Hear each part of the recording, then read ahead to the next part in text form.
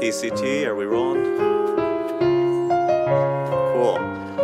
Welcome to the February 13th City Council meeting. The time is 7:01. Can we have a call to order and a roll call? Start the roll call with Councilmember Bowles. Here. Councilmember Beer. Here. Councilmember Beckmeyer. Present. Mayor Pro Tem Vaterlos. Here. Mayor Big Stick. Present. If you haven't placed a parking pass on your windshield, you can find them at the bottom of the staircase. Just stick one in your windshield in the parking lot so you don't have any tickets. And let's read the land acknowledgement. The City of Pacifica acknowledges that we occupy the unceded ancestral homeland of the Ramaytush Ohlone peoples, who are the original inhabitants of the San Francisco Peninsula. We honor the Ramaytush Ohlone peoples for their enduring commitment to Mother Earth. As the indigenous protectors of this land and in accordance with their traditions, the Ramaytush Ohlone have never ceded, lost, nor forgotten their responsibilities as the caretakers of this place, as well as for all peoples who reside in their traditional territory. We reaffirm their sovereign rights as First Peoples and wish to pay our respects to the ancestors, elders, and relatives of the Ramaytush Ohlone peoples. Sue Beckmeyer, if you'd be so kind to lead us in the salute. Absolutely. I pledge allegiance to the flag of the United States of America and to the republic for which it stands, one nation, under God, indivisible, with liberty and justice for all.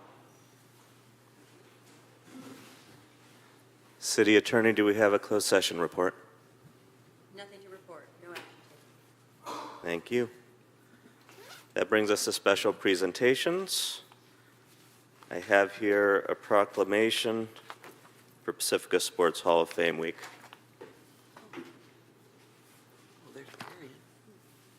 Whereas for 70 years, Pacifica has produced many talented athletes in both amateur and professional sports. And whereas the Pacifica Sports Club has formulated a Sports Hall of Fame to honor local sports celebrities, and whereas the City of Pacifica recognizes the Sports Hall of Fame as a lasting tribute to the rich sports history of Pacifica, and whereas the City of Pacifica has dedicated a Wall of Fame to the enshrines at the Pacifica Community Center, and whereas this year marks the 32nd anniversary of the Pacifica Sports Hall of Fame induction ceremony and will be held on February 25th, 2023, and whereas the 2023 Pacifica Sports Hall of Fame inductees are Division I collegiate football athletes Tom Byrne and Vince Lottie, and Oceana High School coach and athletic director Lucy Corgus. Now, therefore, I, Tiger Jazz Twirls Big Stick, on behalf of the City Council of the City of Pacifica and all its citizens, do hereby recognize the outstanding contributions these three Sports Hall of Fame inductees have made to sports recreation in the community, and join with the Pacifica Sports Club in honoring you on this special occasion, and thereby I proclaim the week of February 20th through February 25th, 2023, as Pacifica Sports Hall of Fame Week, done this 13th day of February 2023.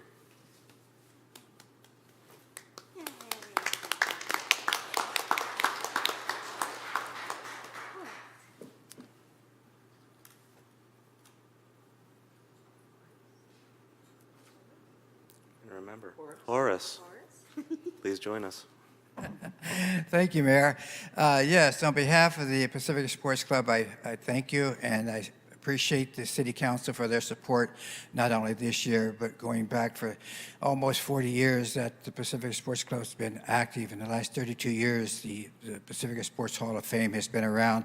This year, we induct 3 more athletes who have gone on to be excellent people in their own rights, 2 collegiate football players who played in bowl games and did marvelous work there, and then an athletic director at Oceana High School who turned the sports program around in 2000 when sports was not available at the school, and they developed into several active sports programs. So these 3 people have been really outstanding in the field of work, but I thank you very much.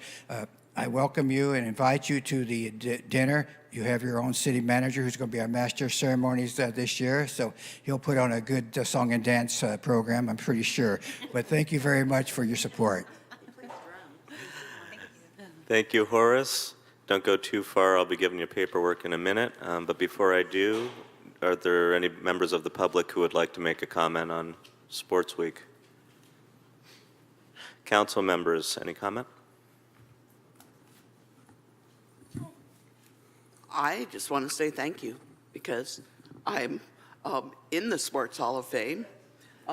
Last year, I got inducted. It's an incredible sorry, I can't even talk tonight. It's just an amazing whole presentation and to see all the other people that are inducted. And if you go to the community center, you can see the wall of fame with everybody's picture and their bios. And I feel so special and privileged to be among them. And I thank you for all you do. Horace, I love that you've been doing this as long as you have, and that it's just such a gift to our community. And for people like me, who've only lived here 30 years, you know, I'm just starting, to read the history and to be at the event and see the gathering of the folks and hear the stories, it's just really special. And we've got, you know, the young kids now are coming up, and the long tradition of sports in this town, it's just really, really something special. Thank you. Yeah, pretty soon we're going to have to move the wall around to the other side. Yeah, we're going to need another wall. Horace, you are special. You are special to our community. So thank you for being special to our community for my entire life. So you're a treasure, and the program is beautiful. So thank you so much.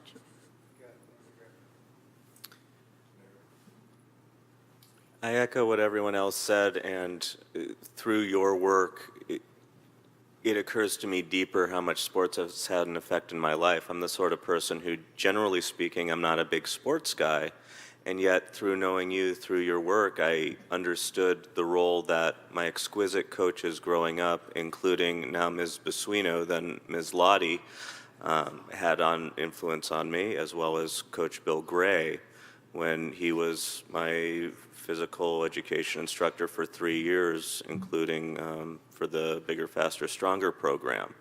And so even though I'm not inherently a sports guy, you have amplified the way that sports in our community has had a positive effect in my life and makes me appreciate more, not just my experience, but all the experience going on for the rest of our community. So thank you so very much. And with that, let me bring you these.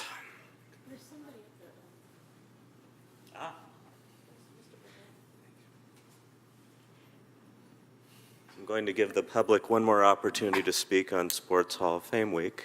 I'm sorry, I didn't get up here quick enough. I don't move that fast anymore. No worries. But I just got off the phone with Coach Gray, by the way, who played for me at San Francisco State, and I wanted to reiterate everything that you folks are up there said already about how special Horace is, not only for the Sports Hall of Fame and the dinner, but also the breakfast at the Moose that goes on all the time to honor everybody. He is really something else. That's all I can say, and Bill wanted me to say hi to everybody also, and I didn't know you were one of his students, so one of these days we're going to have to talk a little bit about him. Anyway, thank you. I don't mean to take anybody's time, but thanks, Horace, also. Thank you, Jack. Does everyone want to do a picture? Photo? Yeah? Photo? Oh, yeah. Was there any? Emily, were there any calls? Okay. Horace, if you wouldn't mind taking a... He said, Okay.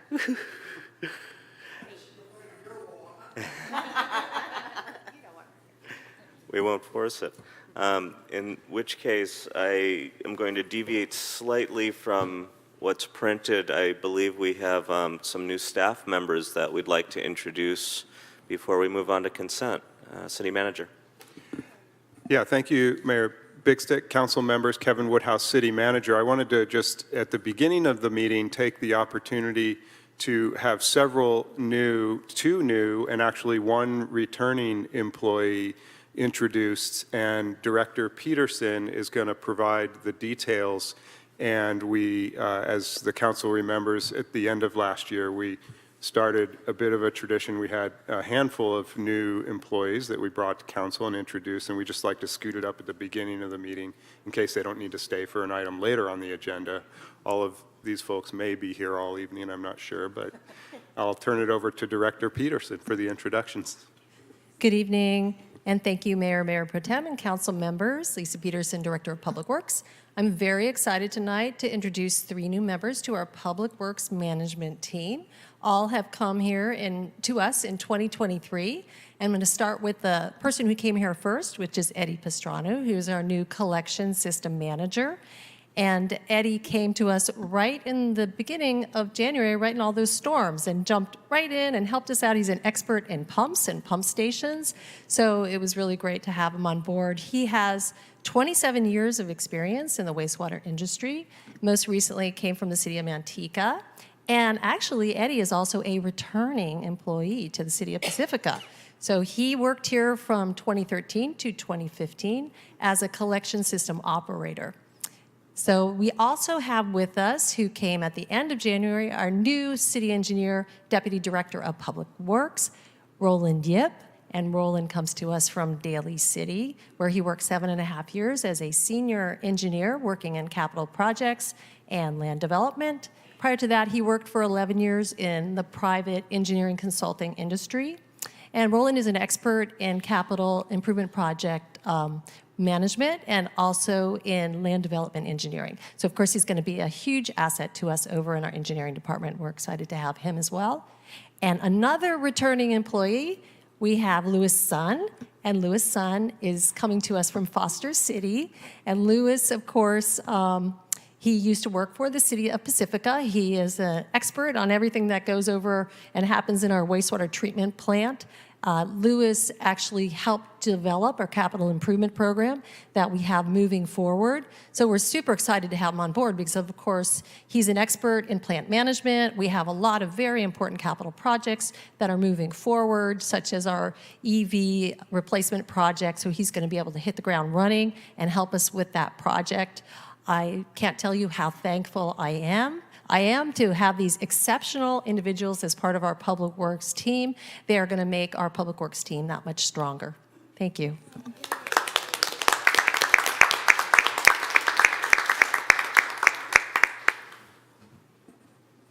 That's everybody? Well, welcome Roland, Eddie, and Louis. Welcome home. It's good to have you back. I had the opportunity to have a meeting already with Mr. Eddie, and Roland, I look forward to getting to know you better as we progress. That brings us to the consent agenda. Any council members who wish to pull an item from consent? Seeing none, I'll open public comments on items on the consent. Do we have any public comments for any consent items? Anybody on the telephone? Ms. Emily?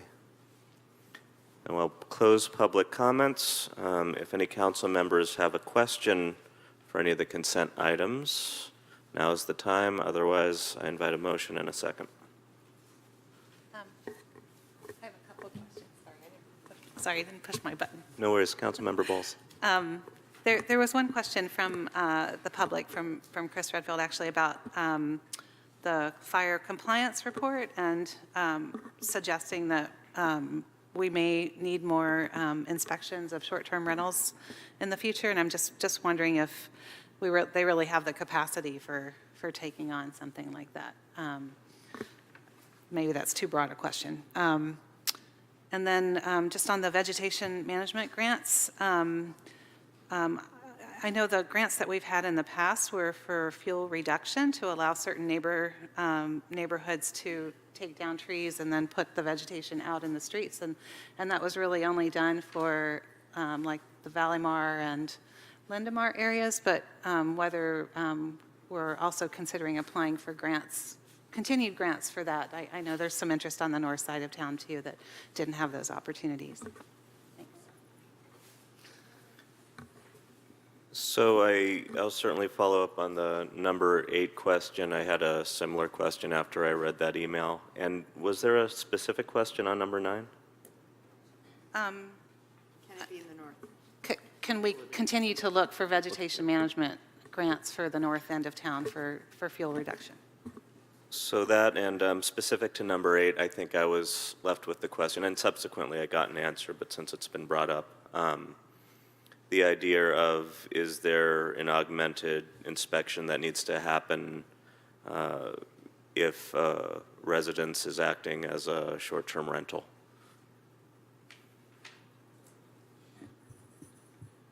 So taking item 8 first, and Deputy Fire Chief Sean Kavanaugh is here, and he could augment what I might have to say. But for the mandated fire and life safety inspections, that addresses a number of statutorily driven dwellings, including multifamily dwellings. So it's not dependent on whether a building is used as a short-term rental or as a long-term rental, but they do inspect all multi-unit dwellings, I think from 3 units and up as part of that. But there's no statute, et cetera, requiring inspection of other single-family homes, and Deputy Chief Kavanaugh can expand on that as necessary. And he can also expand on a question related to the veg management grants we'll be applying for and what we hope to get. Thank you. Yes, good evening. It's Sean Calvin, Deputy Chief with North County Fire Authority. On the inspections, so every year that we have in the report is what is stated as what we do for our E and R occupancies. And so those are the mandated ones that we have to go through to the city council to inform that we did get those completed. And going back to the short-term occupancies, it's a different, there would have to be ordinances looked at, I believe is what we'd have to do, and also look at fire code before looking at how that would work with doing inspections on those altogether. So I think there's a lot of conversations that would have to take place. I'm having a bit of trouble. Oh, I'm sorry. I think there would be a lot of conversations we'd have to explore, to look at what type of ordinance that would be moving forward. Okay. I think, if I could add, and again, I know we're not discussing this topic, but I don't want to misunderstand the question. If the question was expanding these fire inspections to single-family or duplexes, that would be a very different conversation. I think when I initially read it, I was confused as to whether or not inspections were required for short-term rentals, and through email and through tonight, what I've come to understand is it doesn't matter what the usage is of a three-unit development or above. If it has that number of, it's going to be investigated. Inspected, yeah. That's correct. And for the second question on the city council member for the grant, so once again this year, what we applied for and what we have to get as part of the process is a resolution from the city council on that CCI grant that we're putting through for CAL FIRE.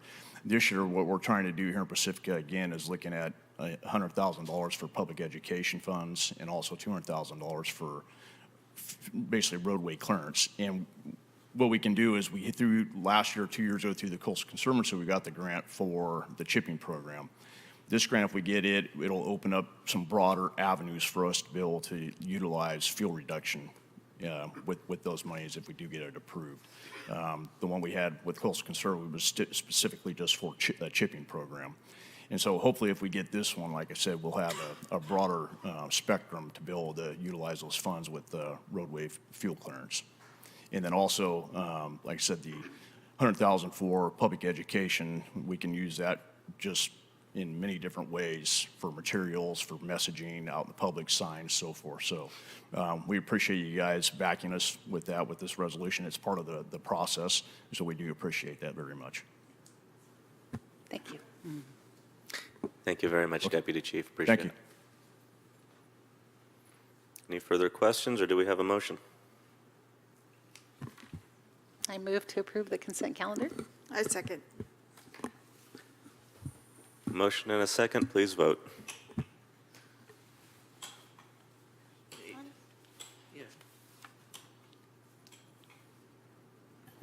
That motion passes unanimously. Wonderful. That moves us on to our public comment portion of the agenda. This portion of the agenda is available for the public to address the City Council on any issue that is not on the agenda. Any person wishing to address the Council shall be recognized by the mayor during this time, provided, however, that only items not on the agenda for that meeting may be addressed. We prefer if remarks are addressed to the Council as a body and not to a specific member. Council members will not enter into debate with speakers under public comments on items not on the posted agenda. Specifically, if you ask us a question, we're not going to immediately answer it. Please do ask your questions. It informs us, but we're not able to interact with you as you ask. Sometimes we do hear a question and clarify at the end, depending on what the question is. A maximum time of 3 minutes will be allowed for any speaker. Persons addressing the City Council shall adhere to time limits and not disrupt the conduct of the meeting and not make threats against any person or the public order. Please be kind to us, and we don't have to find out what it looks like if kindness is not happening. Thank you. So I have a card from Colleen Golden. Colleen, if you'd come up, state your name for the record, and you have 3 minutes. Good evening. My name is Colleen Golden. I'm a West Sharp Park homeowner since 1998. West Sharp Park is a quiet neighborhood. Neighbors know each other. Kids are able to play basketball in the street. Kids ride bikes. We feel comfortable leaving our doors unlocked, and package deliveries are left alone. Very early in the morning on February 11th, the Bloom Room changed this.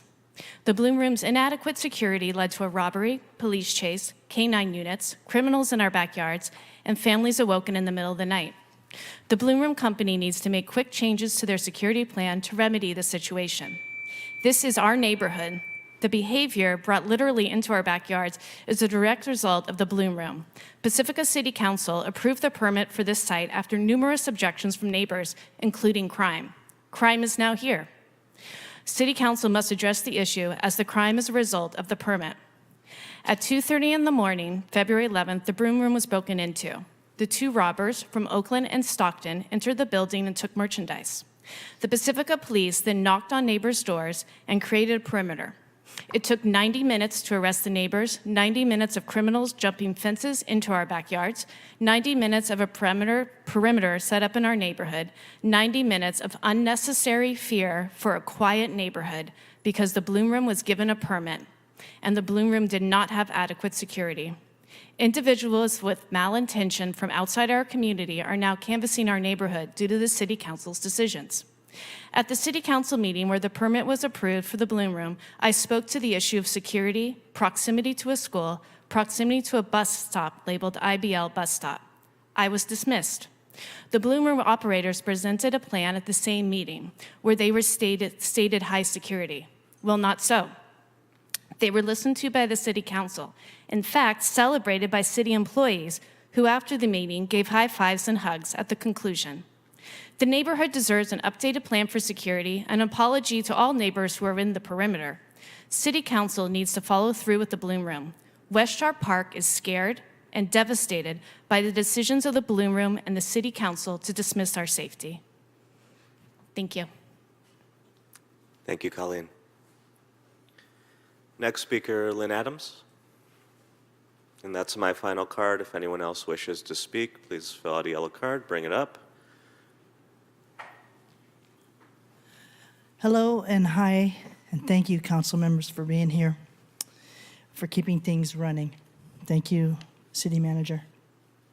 I just wanted to give a PBC report. I have not been here in a while, and I pulled some data from the past year. I wanted to thank you for your support for last year and for the coming year and for basically for many, many years, both financially and also with Public Works assistance, taking away all our garbage and putting away and our weeds that we pull and bringing all kinds of wood chips to us, tons and tons of wood chips. Last year, the Pacific Beach Coalition engaged 12,323 volunteers, picked up about 35,000 pounds of trash and recycles. Removed 297,000 cigarette butts, bringing our totals since 2014 of tabulated ones up to 1.6 million cigarette butts that we've removed since 2014. I would like to just kind of say that we've had a big year, the Beach Coalition, last year. In addition to the 5 cleanups we do every month, we brought in 100 teams, mostly corporate teams, to Pacifica to clean our beaches, bringing in thousands of business people to not only do a cleanup, but to go to lunch or dinner afterwards or coffee before. So it's been really awesome to be able to bring commerce to Pacifica through these corporate people. The one thing I hear at all the givebacks, I didn't know this was so beautiful. So I suspect that a lot of people are coming back and visiting our business centers and our beaches, of course. In addition to all those cleanups, 60 cleanups a year for the monthly cleanup and 100 give-back cleanups, we also have individuals registering in the Street to Beach program and also undocumented people that pick up every day just because that's what they do now. It's been nice. We celebrated our 25th year. We've initiated an education fund. We call it the Penny Keating Education Fund to fund naturalists to lead school groups at the beaches to do our cleanup and to learn and to become future Earth heroes. And we have a naturalist at all our cleanups to impart knowledge, bring it home to them. We added 2 new sites, one in Foster City, one in Daly City, Thornton Vista. If you've been able to walk between Rockaway and Lindemar, you certainly have seen the transformation there of the native habitat that we've been planting through volunteerism. So I want to thank you all. We had this paint a bucket contest, which is, we had the buckets ready. Thank God we didn't put them out yet in the fall because the winter rains would have annihilated them. Thank you. Thank you, Lynn. I do have a card from Dan Stedjink. Please state your name for the record. You have 3 minutes. Thank you, council members. Thanks for having me tonight. My name is Dan Stedjink. I'm a Pacific resident. I'm here to speak tonight on the December 31st floods. Most of you guys know we've been flooded now. I think the video has over 500,000 views between TikTok, Instagram, and YouTube. If you search California sewage, it's the #1 hit there. We've got calls from TV stations in Brazil. Every state legislator in the region has called us on this. Those of you who have been on council for a while have seen our emails over the years saying, hey, we've got toilet paper on our streets and we're flooded now, help us, help us. A couple of you have forwarded, a couple of you have come visited. Thanks to Tiger for coming and inspecting in person. I want to call attention to some statements here that are incorrect on the city's website.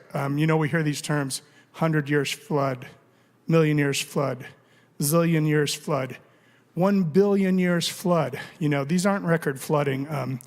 There's a statement on the city manager's letter on the home site that says that 22.5 million gallons per day, it's a record flood, but it's not. We've been keeping records here for over 36 years. Our Children's Earth lawsuit on January 25th, 2008 was 24 million gallons per day. I'm going to send you a link to a video now that clearly states that we've had many 25 million gallons per day floods. 22.5 million gallons per day is not an excessive flood. Those of you that were there at the meeting 2 weeks ago, our neighborhood meeting, you know, you clearly heard some conversation. We had questions about what was going on at the Anza pump station, and that'll be agendized later, but you'll clearly see that what we discussed is not what's shown in the documents there and is inconsistent with that. We also discussed the size of the pipes going under the highway and the size of the pipes going over the hill, the force main there. And there's some question as to whether that's 20 inches or 24 inches. The documents show it differently in different documents. Also, there appears to be a 57-inch pipe going towards the beach from the community center pipe, from the community center that's never been noticed. And there also appears to be abandoned sewer infrastructure on the ocean side of the highway that's apparently just unused. But you guys need to do an audit of all the equipment that's in both of the pump stations, Lindemar and the Anza pump station. Equipment has not been installed that's been purchased back to 2014. I got a call from a whistleblower who'd said that 2 pumps had been paid for in 2015 and they were never installed, and we're seeing that again this year at the Anza pump station. Thank you. Thank you, Dan. That's all the cards I have. If anyone wants to fill a card and bring it up, we have a moment as, is there anyone on the phone? Okay, so for anyone who's watching at home, if you'd like to dial in. So right as we confirmed, we have one raised hand. Very good. So I'll call on them in a moment. I want to get the message out to those watching at home. Please dial in 650-898-6965, conference ID 383-609-442#. Press star 5 to raise your hand. When you're called upon, star 6 to unmute. We appreciate that if you're watching on the website, there is a good minute-long delay. So we'll try and pause in between for those who are watching the live stream. And when you press star 6 to unmute, just press it once. It actually takes a second or two for it to say that you're unmuted. So there's a little delay nuance going on. So we're going to ride with it. And who is on the line? We have one raised hand under number ending in 9309. 9309, please press star 6 to unmute, state your name for the record, and you'll have 3 minutes to speak.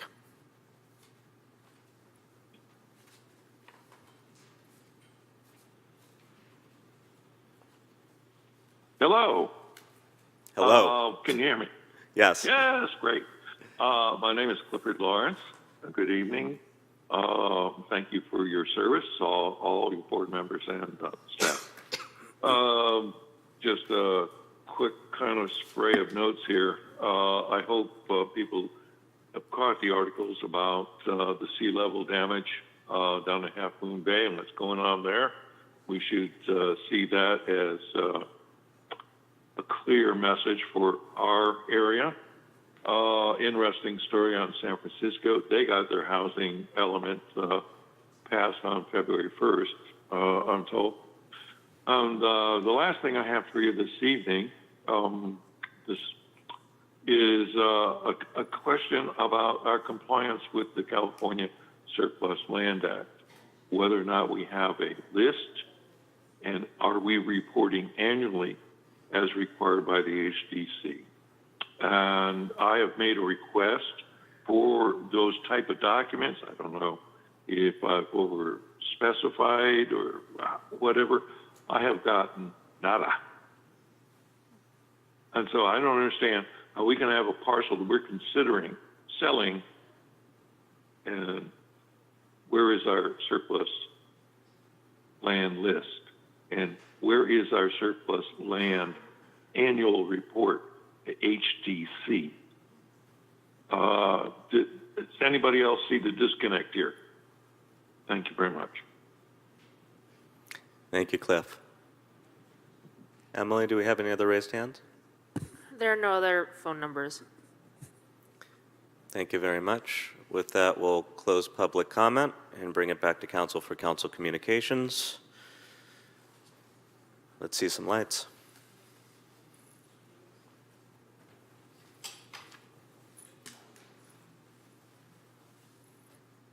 Or raised hands, or Councilmember Bowles.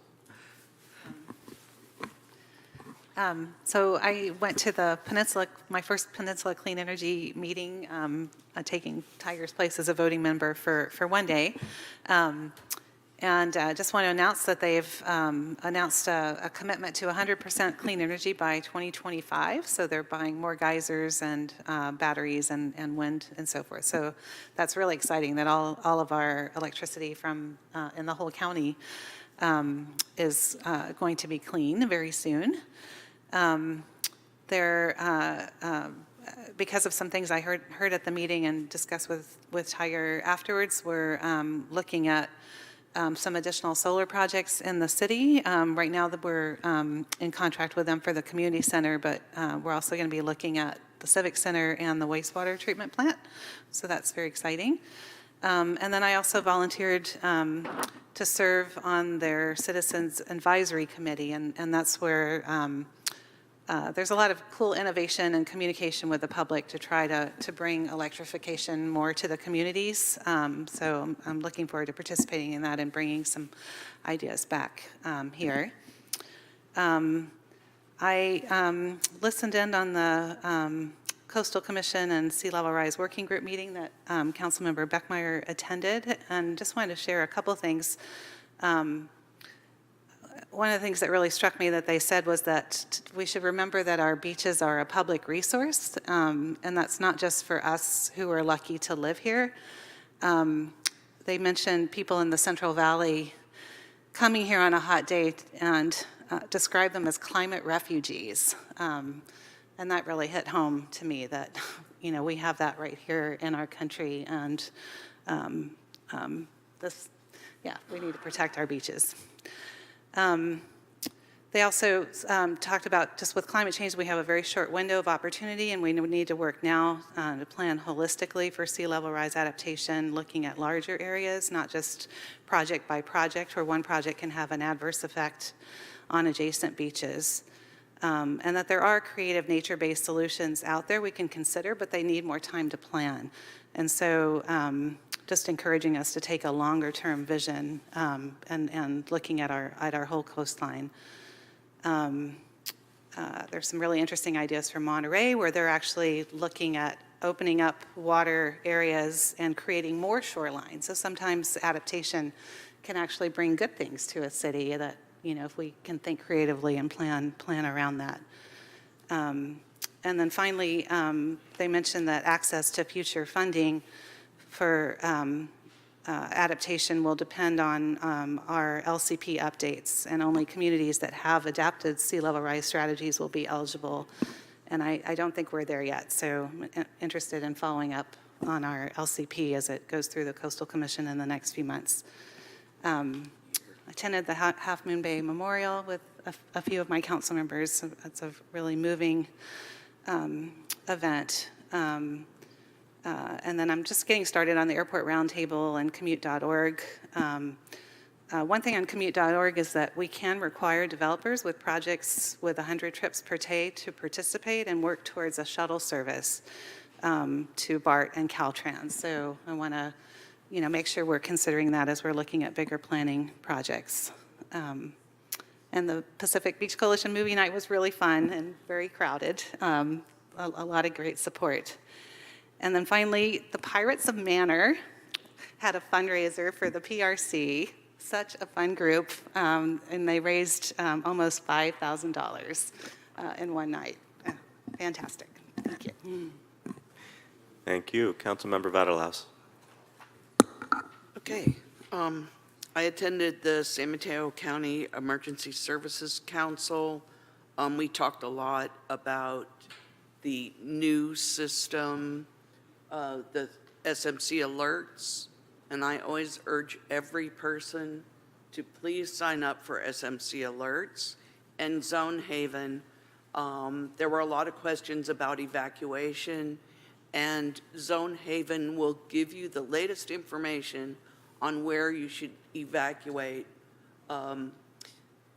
Like when there was a fire in Rockaway and people wanted to drive down Fasler, but the water pipes fighting the fire were across Fasler. And so if you had Zone Haven would have told you to go around to Lindemar, because they turned everybody around so you wouldn't drive over the water hoses. So there are a lot of important things there, and know your zone. So look up your zone. I went to the Council of Cities with several other people, and we had kind of a legislative update, and that was interesting. Also, that was brought to us by Cal Cities. I went to Sanchez Art Center where we made hope boxes. Sorry, the name. Soul boxes. And I made a couple more at home. I just need to take them down there. I went to the San Mateo County Flood Sea Level, which is now known as One Shoreline, where there was a presentation by our own Lisa Peterson talking about the what happened in the flooding and storm issues that we had. And it was really nice to have someone from the coast at One Shoreline, because a lot of what they do is based on the bay side. I did meet with someone to talk about businesses, specifically in Rockaway, that they're interested in doing some development specifically in Rockaway. Sorry, I didn't tell you that yet.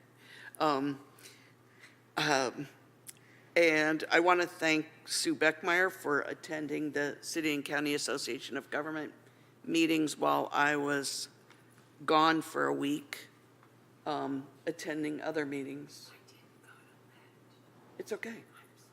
No. So I just thank you, because I was at various other meetings all week, so I missed a lot of events that people went to because I was gone, but thank you all for attending. Both at the same time. Councilmember Beckmeyer.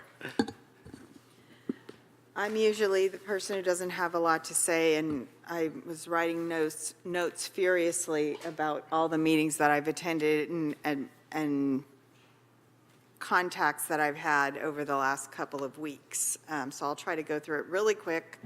The night after our last council meeting, I had an opportunity to meet with the Anza Arguello neighborhood. And we've heard from folks at the podium about flooding and sanitary sewer overflows, January 31st and January 2nd, I think, or 3rd. There's a process in place, and staff is working with representatives from the neighborhood to get questions answered and to provide information to the neighborhood so that they know what is going on and they have an understanding of how our current stormwater system and wastewater systems are configured and what is planned and hoped to be funded to do some significant overhauls to that. In the meantime, we're working on the things that we can work on, like communication and getting resources to people. I thought it was a really productive meeting, and I think there needs to be more, definitely more. One of the outcomes is going to be an update, like a weekly or biweekly update of this was going to happen, this was going to happen, where is this, so that things can be followed up on. So that process has already begun. We don't really have it in a newsletter form yet, but through email. So I was really pleased to be invited to that, and thank you, Anza and Arguello neighbors. As Councilmember Bowles mentioned, I was in Santa Barbara for the local government workshop, and I have discussed the possibility of perhaps agendizing some time to talk about all of these issues that I'm encountering in the local government workshop and the Coastal Cities group, because they touch on a lot of topics, and to just sort of give a quick blur of it at this place never feels like I have enough time, and I really want to give you a picture so that you understand how we move from kind of one accomplishment to the next within those groups. But overall, I will say it was a very, very good meeting. There were representatives from Surfrider and from Smart City, Smart Coast, which is a group that was started originally by realtors and is now a standalone group, advocacy group. What was interesting and useful was to hear the collaborative tone that everyone was approaching the issues with. I wasn't part of the Coastal Cities group when it first formed about 7 years ago, because I wasn't elected at that time. But I understand that at its very beginning, it was a bit contentious. And there were some really strong opinions and some rigidity. And over time, there's been an opportunity to share and to look at issues and let the issues be the thing that we focus on, not the fighting and the polarization. And I think that's such a productive approach. So had a great opportunity to spend time with Charles Lester, Dr. Charles Lester, who has done work in Pacifica, and there's a long storied history of his work here, and it wasn't always a friendly welcome to him. So I really was pleased to have a chance to spend a little time, get to know him, sat next to him at one of the meetings the night before the meeting on the 27th, and he mentioned that he's in town sometimes, so I'm looking forward to having further conversations with him. I think the big takeaway, and that I'll elaborate on more, is this issue, and you'll hear about it and hear about it and hear about it, and we're really defining what does it even mean, and that is the neighborhood approach. What is a neighborhood approach? And there was even discussion at one point in the afternoon about, is that even a good word, neighborhood approach? But what the intention is to look at areas that are adjacent to each other, where there's adjacency, instead of looking at one property, one property, one property. And in so doing, to look at what are the immediate needs and what are the long-term visions of what is needed. One of our callers tonight mentioned about we're seeing impacts of coastal erosion and we need to take a lesson. And we have our own issues of coastal erosion that we've learned from and continue to learn from. So I really feel like the work is underway and I'm pleased to be there. It's really, it's a good group of folks from all up and down the state. I had my regular committee meetings of the Beautification Advisory Committee. There's going to be news about the Beautification Awards coming up. That's been kind of a little on hold lately through the pandemic and everything, but there's energy around that coming back, and I think probably at the next report out, I'll have some news on that. Met with the BID, Business Improvement District, Councilmember Beer and I, in our roles as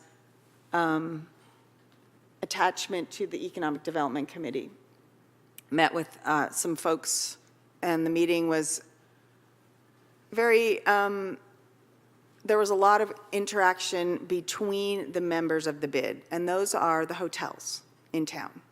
So they had a lot of back and forth and some sharing and some expressing of need and interest, and I was really, really glad to hear that, because the BID meetings haven't always yielded direction or interest, clear interest from the hotel members. And the intention of the BID, which is the $1 that's collected per hotel room night in Pacifica, is to create a funding source that then is turned around to promote hotels and bring more tourism to Pacifica and to improve that element of our economy.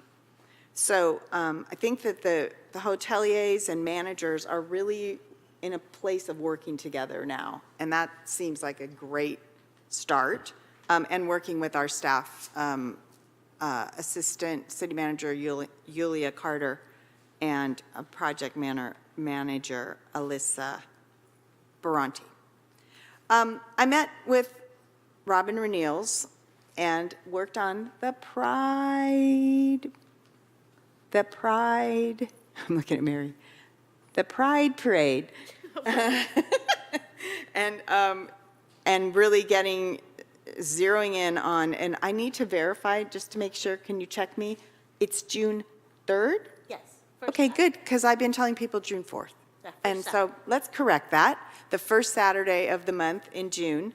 And so we're working out our proposal for a much more active parade down Palmetto Avenue. So Robin has been doing the parade for Fogfest for more than 20 years. So Brendan Berman, who's also on the Economic Development Committee, joined me, and we had a really productive meeting with Robin, laid out maps on the table at the Taqueria and all of that. So you'll be getting details from us through through Yulia and Alyssa. I had occasion and opportunity to attend a very small portion of the library JPA meeting at the request and invitation of the mayor.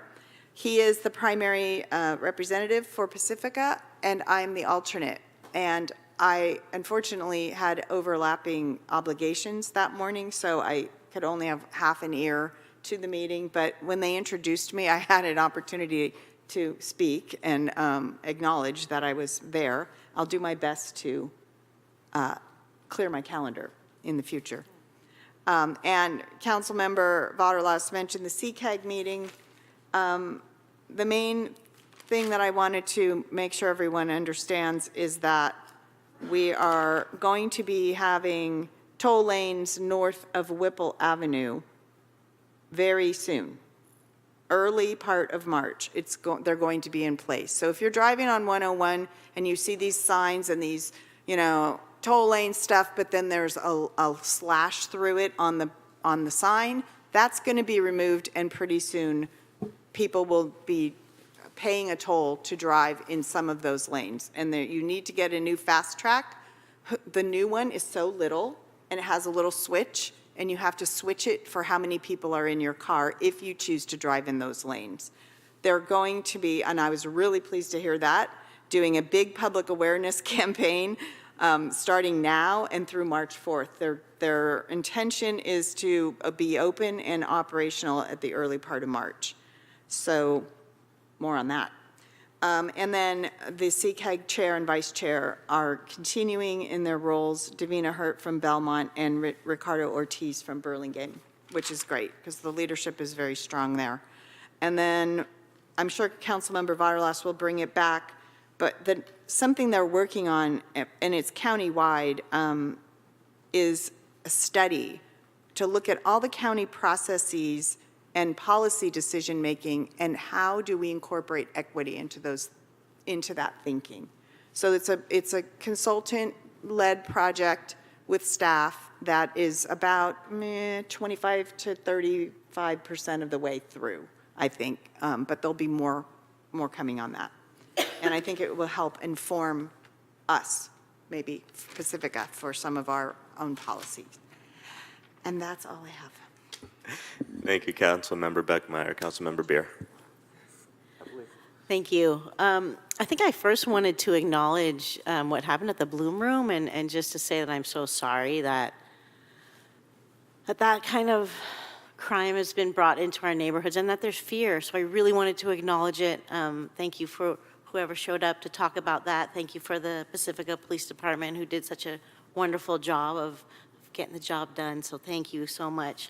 It's really scary stuff. I also want to talk a little bit about what happened in Half Moon Bay, and specifically the response from our county. So I just want everyone to be really proud to be in San Mateo County, because the people around the table across the county got together so fast, and they got resources down to Half Moon Bay so quickly, and they collaborate so well. And they did that all the way through COVID, and I know you saw that, Sue, right, with the COVID stuff. But it's really beautiful to be able to sit around the table and to watch these people work. So be proud to be in San Mateo County. And I always have, my heart is with our colleagues still down in Half Moon Bay. I sit on the board of Coast Pride, and so at our board meeting, we talked a little bit about the safety at the center, because there was young people at the center when there was lockdown, and so they learned a lot about what they need to do to upkeep the center a little better during emergencies. Okay. I attended the Mayor's Mental Health Initiative, which we are continuing through the year. We discussed funding opportunities for training for this fiscal year for mental health first aid training and our continued collaboration with the county. So I'm really looking forward to that. I was sworn into the Heart Board, so I really look forward to doing some work there. I attended the Council of Cities meeting, which the Peninsula Division Executive Committee for Cal Cities put together, and it was a really great turnout with our colleagues from Santa Clara County and our legislators from Santa Clara County and San Mateo County together. So it was really great to be able to network with those folks as well. Part of my commitment for Cal Cities Peninsula Division is I'm on the Environmental Quality Policy Committee. So we had our first meeting and we talked a lot about the different water projects that were going on in the region. And at the joint articulation meeting, which is the school districts, the water district, and the city, we talked about the water projects that are going on here. And so I'm going to be able to take information about the things that are going on with our water district and take it to the regional board and talk about it. So I can't wait to do that, because it's wonderful to be able to have a seat at the table and represent the coast and talk about all the things that are happening with our water district there. Let's see, what else did I do? I went to the CCAG Bike and Pedestrian Advisory Committee, and it was a really long meeting. But one of the things that we did talk about was the One Bay Area Grant Cycle 3 and the grant funding that we had applied for as a city. And at that meeting, I was disappointed to see that the MTC hadn't accepted our proposal, but I think there's actually some updates about that, and maybe the city manager could update us during his communications. Would that be okay, Kevin? Okay, cool. Thank you. I also went to the HOPE IAC meeting, which is Housing Our People Effectively, and we got updates on the Navigation Center, on the El Camino House, and then an update about the things that happened in Half Moon Bay. I also made a soul box at Sanchez, so thank you, Sanchez Art Center, for coming together so quickly and getting a small event for our community to come together after what happened in Half Moon Bay. And that's just another example of people coming together and collaborating and working so quickly to address things in our community. There was a lot of people there. People were sad, but we were also enjoying our time together. So I thought that was really beautiful. So thank you to the Sanchez Art Center. Surf movie was great. Lynn Adams, if you're still here, what an awesome showing of support from the city. I think that's it. Thank you, Councilmember Beer. As I'm listening to the four of you surrounding me, it occurs to me to thank all of you for the work you're doing with your various committee assignments. You know, I think any given one of us would like to think that we all have the answers to be able to address the myriad issues that affect Pacifica and the county.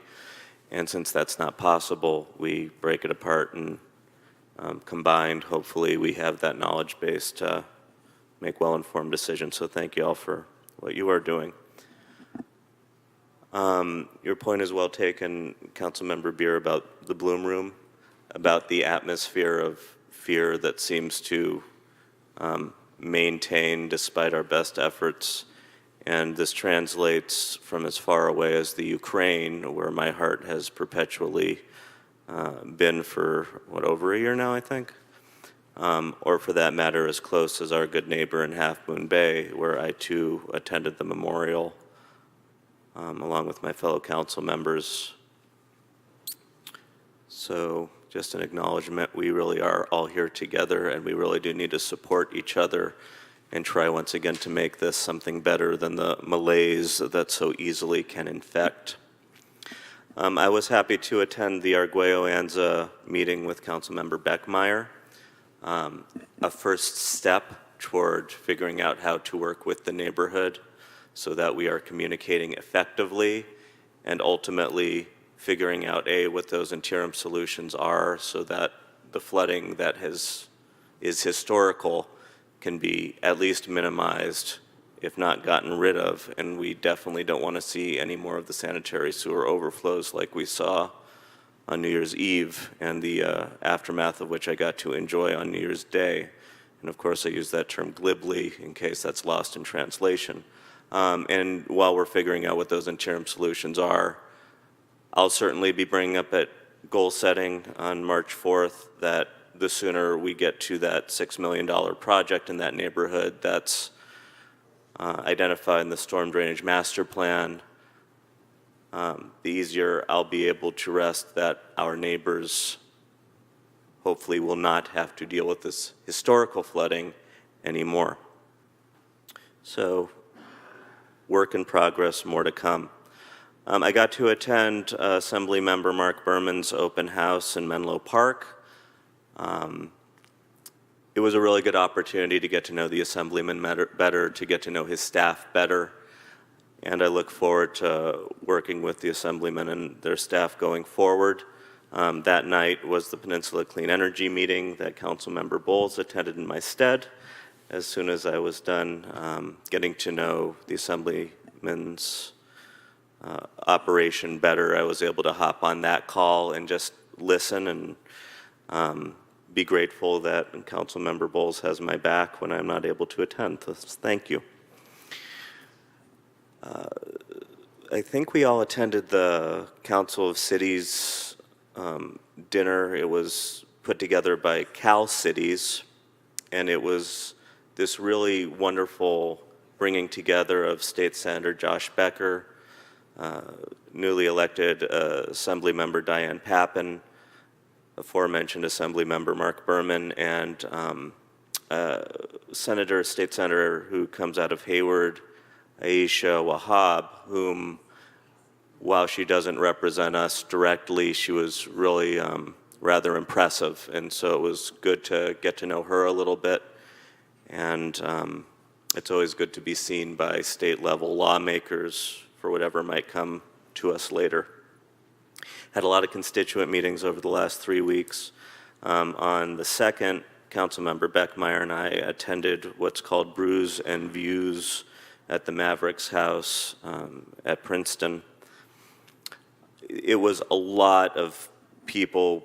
So by a lot of people, I mean our supervisor, Ray Mueller, was there discussing this innovation, the Coastal Resilience Infrastructure Strategic Plan he's trying to get off the ground, which apparently will include us once it's up and running. So I look forward to discussing that more with Supervisor Mueller and finding out exactly what it is and how we can get on board. My understanding is it will address infrastructure needs along the entire coastline. State Senator Josh Becker, again, was there. Matthew Chittister, the Half Moon Bay city manager, was there. There was a representative from Caltrans. Dave Cosgrove, who's the San Mateo County Emergency Coordinator, was there. A representative from ALAS, a representative from Puente. These are core agencies of San Mateo County. And the facilitator was Lenny Mendonca, who also owns the Half Moon Bay Brewery, and he, like I said, facilitated and put this together so as to give the community a forum to discuss the aftermath of the storms and the effect it had, especially on the more impoverished and rural areas of the coast. But of course, our representatives were there talking about the big picture as well.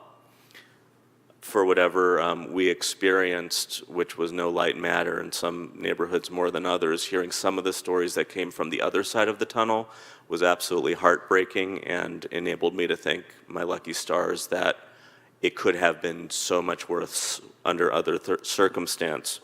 So subsequent to that, I got to chat with Mr. Mendonca afterward a little bit, and perhaps his forum will be an opportunity for us to express later something about what's going on in our community or how the synthesis between our communities can grow closer. I got a tour of the Cattle Hill Trail from Arlene Patton, our OzPac trail, and about a week later enjoyed their service day learning how to create a water bar so that instead of ruts being made in our trails, the water flows off the hill. While staff would love to be able to participate more ardently in such endeavors, that the community came out to learn how to do this, and will be engaging with our trails to make them more user-friendly was a wonderful thing to see. Councilmember Beckmeyer referenced the County Library JPA meeting. I did ask her to be in attendance with me, as I will every subsequent meeting, because while I am very interested in learning what we need to know in order to make our new library a reality, because I think that it is sorely lacking in our community and will be an asset. Councilmember Beckmeyer, our librarian on council, has a knowledge base that will so much quicker and better inform me, and I want to make sure that we're on the same page as we will be working together to figure out what needs to get done. So some of the things I'm learning about are how strongly a supplemental educational resource libraries are.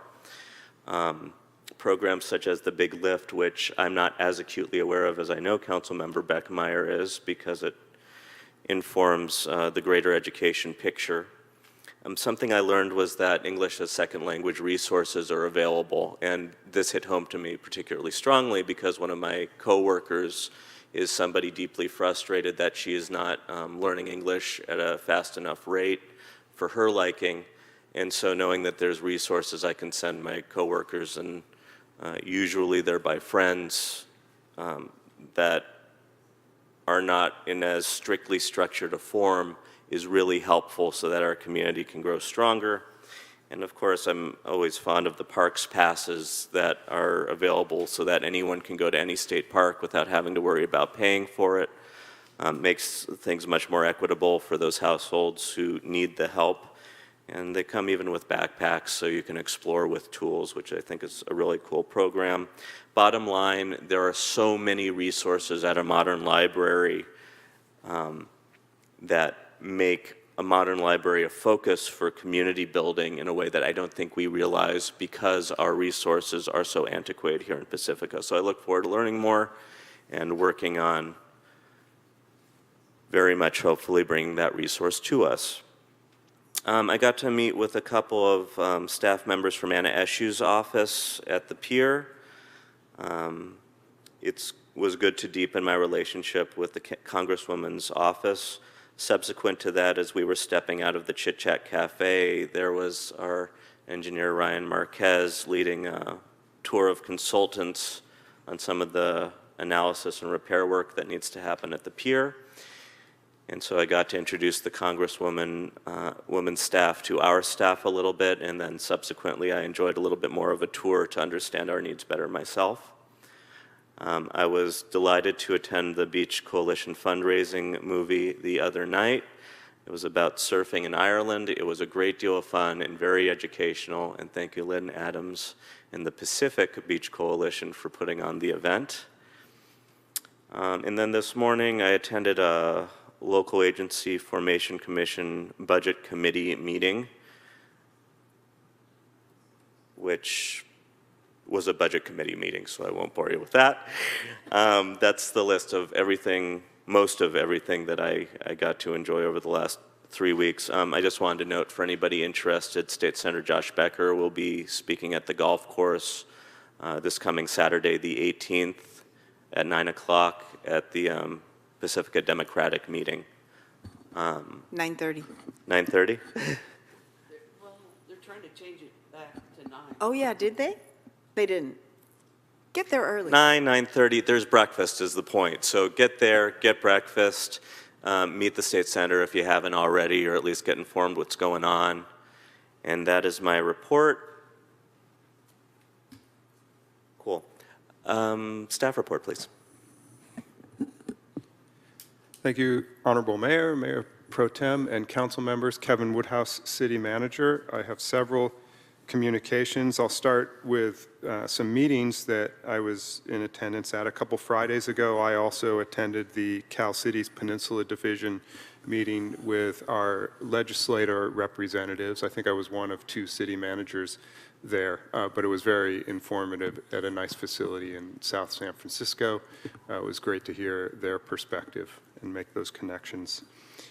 Last week, I was at the League of Cal Cities City Manager's Department Annual Conference, which is a great convening and professional development session for city managers around the state, and covering sessions on mental health, crisis intervention response, succession planning, ethics, infrastructure, diversity, equity, inclusion, First Amendment rights as applies to city council meetings, sales tax, and strategic public communications. So it was a great packed 2.5 days. There we go. Sorry, I accidentally hit the mute button. Great, packed 2.5 days there at that meeting. And finally, I also recently had an introductory and productive meeting with the incoming executive director for the California Coastal Commission, along with the outgoing executive director, kind of a handoff in our communications, and I'll be remaining in close contact with Kate Hucklebridge, the new incoming executive director, to represent Pacifica's issues. A couple other updates. I wanted to provide some information about some great work that Public Works Field Services is doing on Palmetto related to our street light bulb replacement. There are numerous bulbs that are out, and unfortunately, because of proprietary technology specific to those street lights and supply chain issues, it's been difficult to replace those bulbs. So incredibly, or not incredibly, because they do this, staff really got innovative and figured out a solution that will replace bulbs in the lights with the proprietary bulbs cost about $800 each, believe it or not, and the new fix will be about $75 each. So great money savings to be able to replace those. And they've started to install the lights and are in the process of replacing 30 out of the 82 bulbs, and it's anticipated, when you factor in light fixture corrosion and additional repairs, that work will be completed by the end of April. So hats off to our two-person building maintenance team, which services over 2,000 streetlights in the city. So doing some great work on Palmetto. I did also want to point out that, if I can find my note here, we recently, there was the tragic drowning, another tragic drowning in the Pacific. So we went back out and redistributed hundreds of beach safety brochures to Pacifica hotels and 2 surf shops in town, so that information, which we had put together several years ago and distributed through the hotels, is really available to anyone and everyone, and discusses beach safety tips as well as how to deal with rip current. So some vital information, and thank you to the Parks, Beaches, and Recreation staff that did that distribution. I wanted to mention, if you glance over along the wall there, you'll see several framed photos that have not been unveiled yet, but those are the first 3 of the photos that we're going to be getting from Steve Johnson Photography to help decorate the council chambers, and Public Works will be installing those soon. So we look forward to seeing those, I'm sure probably before our next city council meeting. And then Councilmember Beer had asked for me to provide further information about our OBAG 3 grant application, and this is a project that we applied for and the City County Association of Governments had approved and recommended to the MTC for funding. $1.3 million project for east-west ADA access in West Sharp Park on 3 roadways, and includes replacement of uneven sidewalks and non-ADA compliant driveways, approaches, and ADA ramps. And upon hearing that the MTC did not award our project, Public Works staff Director Peterson proactively reached out to CCAG to discuss why and prepare better for the next iteration of application. But we don't know any details yet or anything confirmed, but we're hoping to be working with them in the interim to actually come up with an approach that will be funded sooner than later, hopefully, for that project. So it's just classic, you don't get what you're asking for, go ask why and push hard on it, and maybe there can be an alternative solution, and it's not guaranteed, but that's what we're hoping for to bring that project to fruition. So again, hats off to Public Works for really aggressively pursuing our grant pursuits. And I believe that completes my communications. Thank you, City Manager. Shall we take a 5-minute bio break before moving on to the next? Okay. So we'll reconvene at 8:22.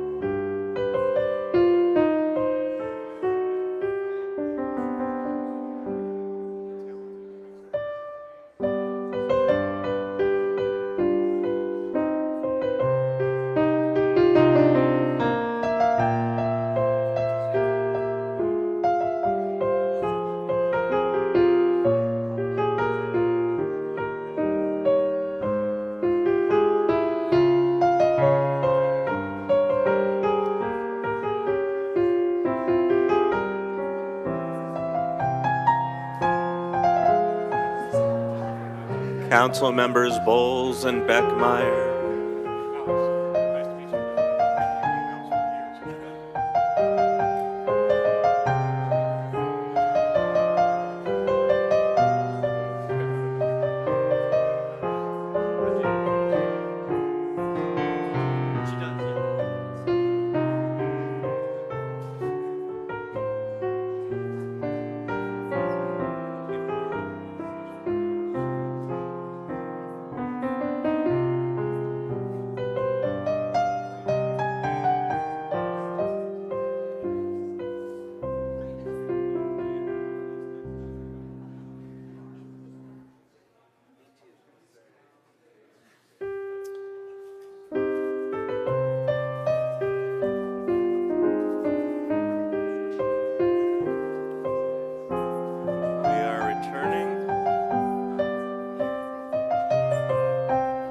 Like a nod from PCT that we're ready before we get going.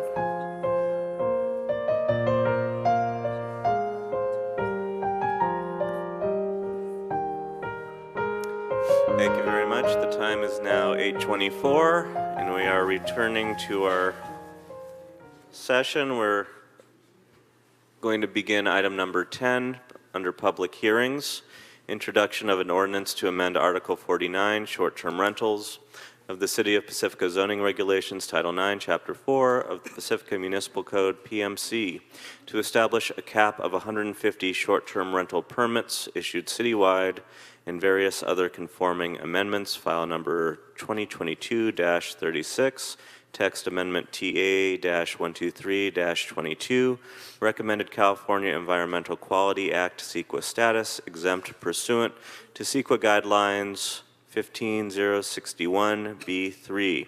Proposed action, move to waive the first reading and introduce by title only an ordinance of the City Council of the City of Pacifica, amending Article 49, short-term rentals of Chapter 4 of Title 9 of the Pacifica Municipal Code, text amendment TA-123-22, and finding adoption of the text amendment exempt from the California Environmental Quality Act, CEQA.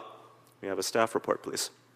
Yeah, thank you, Mayor Big Stick and council members. Kevin Woodhouse, City Manager. I'm going to kick this item off before I turn it over to Planning Director Murdoch. And I just want to provide a little context for the presentation and the conversation tonight. What you have before you in this ordinance was directed by the City Council back in October of last year. The council had a lengthy discussion. I think it was actually a second part. It might have been a two-part discussion, but the council, after that lengthy discussion, directed that staff to go off in the city attorney's office and work on developing an approach that would be a quicker and hopefully simpler ordinance amendment to specifically apply a cap of 150 short-term rental permits in our program, and to develop that ordinance, take it to the Planning Commission, which was done, and then bring it to council for introduction.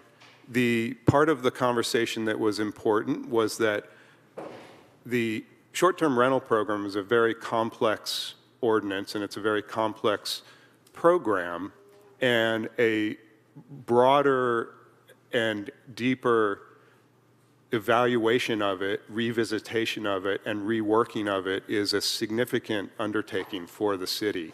And the council at that time said, we may be interested in that, but we should talk about when and if to do that in our annual goal setting, which starts on March 3rd and 4th of this year, to see if that's something we have the bandwidth to undertake in the following fiscal year. So, all to say that there are a lot of questions, and judging from the public comments received, there are a lot of comments about different approaches to the program. That's all fine and good to inform a future holistic visitation of the program, but what's before you tonight is just a very simple as we can make it, because it's rather complex in itself, 150 STR permit cap in the ordinance. So any permutations of that, staff's not really prepared to discuss tonight. We haven't analyzed the technicalities and the legalities of those issues. We'll answer questions as best as possible regarding any differing ideas, but again, it's just a pretty direct and simple thing before you, and Mr. Murdoch will cover those details. Thank you, City Manager Woodhouse. Again, Planning Director Christian Murdoch. Good evening, Mayor and Council. I'm joined this evening by Planning Commissioner Alex Ferguson, who's the Planning Commission's liaison for this item, as well as Assistant City Manager Yulia Carter, who is the Short-Term Rental Program Administrator. Before we get started, I just want to provide some brief background on what exactly we're talking about. STR is shorthand for short-term rentals. It's a term used to refer to the rental of residential property for a term of less than 30 days. 30 days and beyond are typically classified as long-term rentals, the type you might move into with a lease or other rental agreement to make your primary place of residence. The City Council first enacted short-term rental ordinance and program in 2018 with Ordinance 835. At that time, it was intended to be a very basic program to begin a formal registration and permitting process for short-term rentals, with a key component of that being ensuring that they were registered for payment of transient occupancy tax, or TOT. The emergence of short-term rentals through platforms like Airbnb and others made it easy for property owners to offer their properties for rent, and also made it easy for people to rent those properties on a short-term basis, but not all of them formalized as hotels and motels do to register as transient occupancies. And so the primary intent at that time by City Council in 2018 was to get these properties registered and to take a step towards a broader regulatory program, but to see how it worked and to revisit that later. The City Council's 2018 ordinance established a requirement to obtain a short-term rental permit and imposed some guest safety standards such as diagram of exits, fire extinguisher locations, and certain other information that must be provided to those renting a short-term rental at the time that they occupy the premises. So as mentioned, the 2018 short-term rental ordinance was the City Council's first venture into regulating short-term rentals. City staff returned in June of 2022 to provide a comprehensive update on how the program implementation and administration was going. At that time, the City Council did not direct any changes to the short-term rental program, but did consider whether a broader and more robust regulatory program through a revised short-term rental ordinance was something that they should consider to prioritize during goal setting this year. Following the June 2022 update, the City Council asked for more information in a return by staff in response primarily to emerging concerns from the community about the purchase of single-family homes and other residential property for the primary purpose of converting them to short-term rentals. In other words, taking them out of the long-term housing stock and making them full-time short-term rentals. The majority of the council, as City Manager Woodhouse mentioned at that time, directed staff to prepare a cap of 150 short-term rentals citywide. And that is the work that we started beginning after that City Council update. Since October of 2022, staff's been working to prepare the ordinance, and a big focus of that since October has been gathering information that will be needed as part of the Local Coastal Program, or LCP amendment, to implement the ordinance in the coastal zone. It's important to note for council, which already understands, but also the community, that whatever action the council may take with this ordinance or any other ordinance related to land use and zoning, such ordinances will not take effect and have applicability in the coastal zone until certified by the Coastal Commission. And that's a process that can take many months, if not longer. Additionally, as City Manager Woodhouse mentioned, staff in October 2022 offered this short-term rental cap of 150 as a near-term, able to be prepared and implemented type of ordinance within existing staff resources and without altering the overall very heavy list of priority work items and City Council work plan items that staff already had underway. And so that is why we've prepared this particular ordinance before the City Council decides, as part of the goal setting process, to prioritize some other type of short-term rental amendments. So the ordinance before you includes several provisions, the primary focus being to impose the cap of 150 short-term rental permits citywide. It also includes some other minor amendments to clarify that short-term rentals are not allowed in junior accessory dwelling units or JADUs. The ordinance already includes a prohibition on accessory dwelling units or ADUs, and so this would bring the ordinance into alignment for JADUs. It also revises the term and renewal period for short-term rental permits to align with the existing business license expiration and renewal period for simplicity of administration as well as for the convenience of operators, and that it includes also various amendments and definitions to align with the short-term rental cap, clarifying what is a permittee and so forth. Related to the coastal zone, the Coastal Commission has found that outright bans or undue and overly burdensome restrictions on short-term rentals are inconsistent with Coastal Act policies prioritizing public access and visitor-serving uses. In other words, the city would be hard-pressed, if not completely unable, to ban short-term rentals in the coastal zone. With that said, the Coastal Commission has recognized the need to have certain standards and to sometimes restrict short-term rentals where evidence shows there are adverse impacts to the housing market or other neighborhood or community concerns. And as our research has found, there is a disproportionate number of short-term rentals in the coastal zone based on the number of housing units in town, more than double the proportion that's outside of the coastal zone. Short-term rentals, when you include those that are not currently permitted but are operating as short-term rentals, that disproportionate impact increases even further. And then importantly, removing housing units from the coastal zone, even temporarily, to use as short-term rentals at a greater pace than the development of new housing units is taking place can conflict with policies in the city's local coastal land use plan and general plan that call for providing housing opportunities for people with low and moderate incomes. This ordinance was reviewed by the Planning Commission on January 17th last month, and as Commissioner Ferguson can elaborate, the Planning Commission voted to recommend City Council approval unanimously of this ordinance. And in addition, importantly, the Planning Commission included a list of other areas that it recommended the City Council should consider if and when it prioritizes a short-term rental ordinance amendment as part of the goal-setting process, and in fact urged the City Council to make that a priority item based on its concerns and those relayed to the Planning Commission in public comment at the January 17th hearing. So staff's recommended action tonight is to introduce the proposed ordinance using the recommended motion in the agenda packet. Thank you.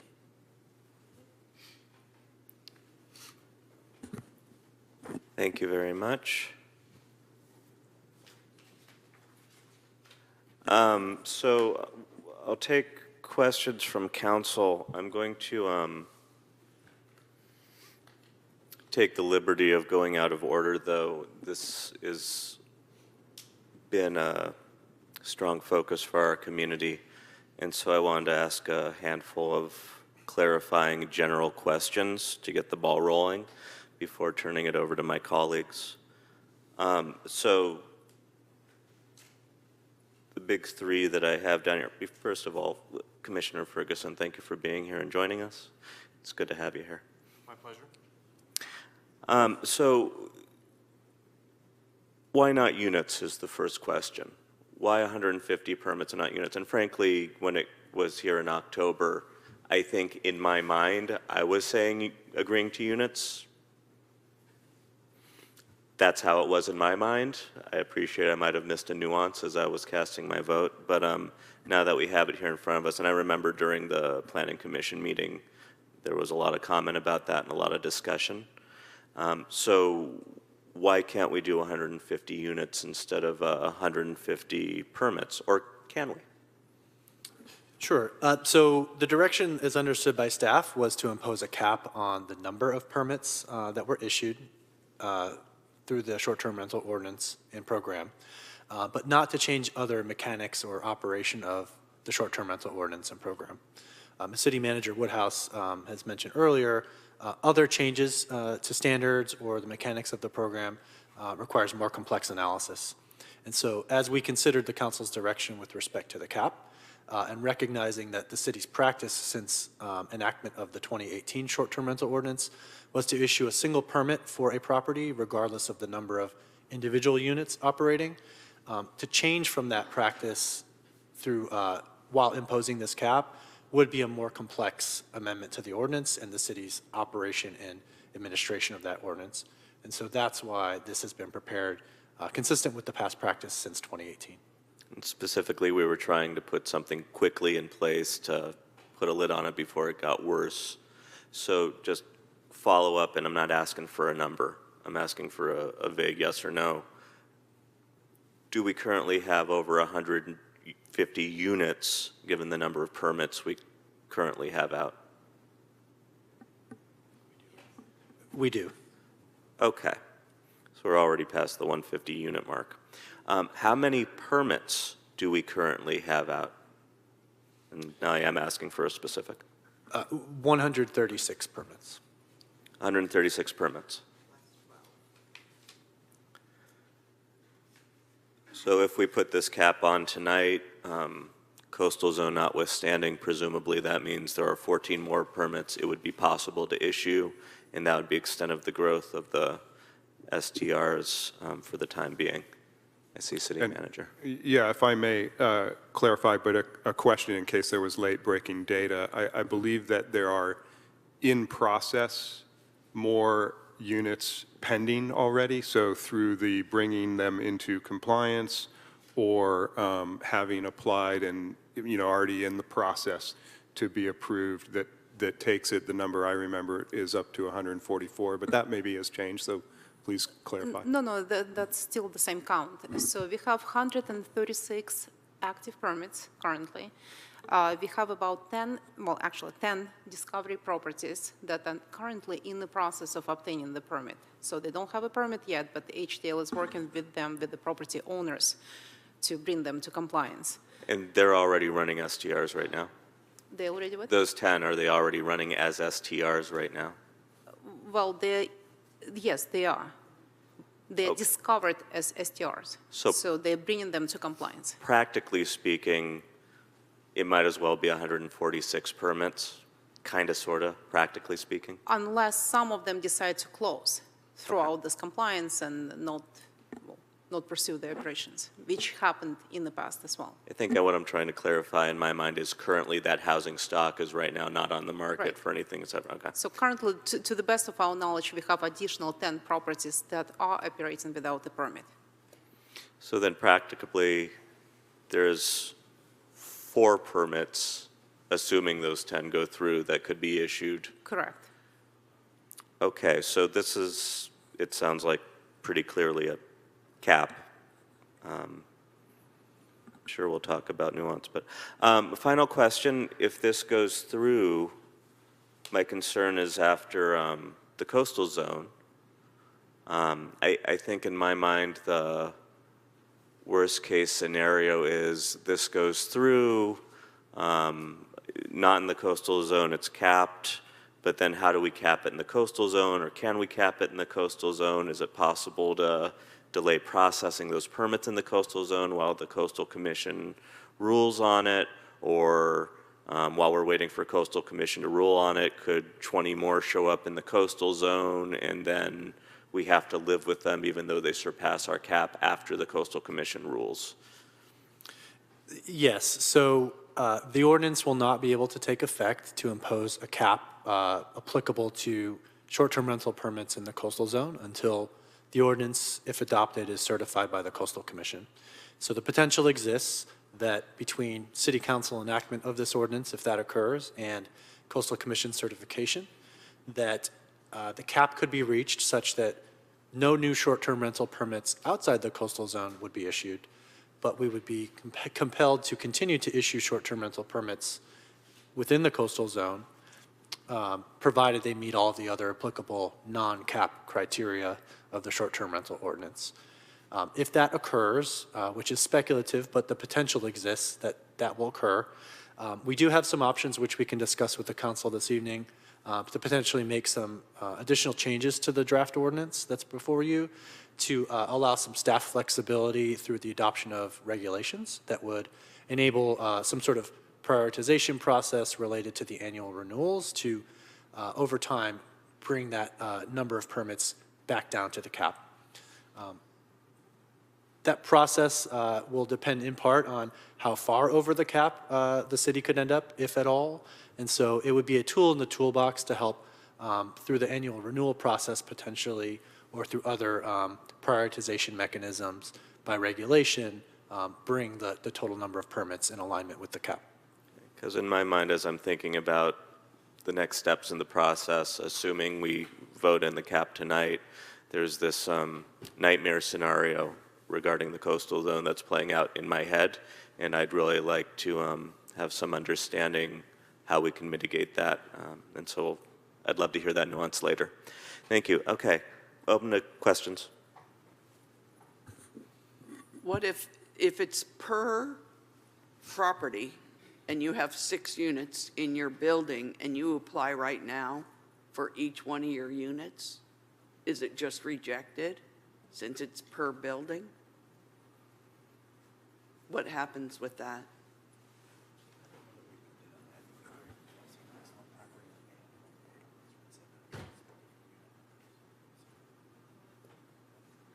So we would have to verify with the HDL like how they would handle specific situation, but what I want to outline, currently we have 9 permits that operate on multiple units.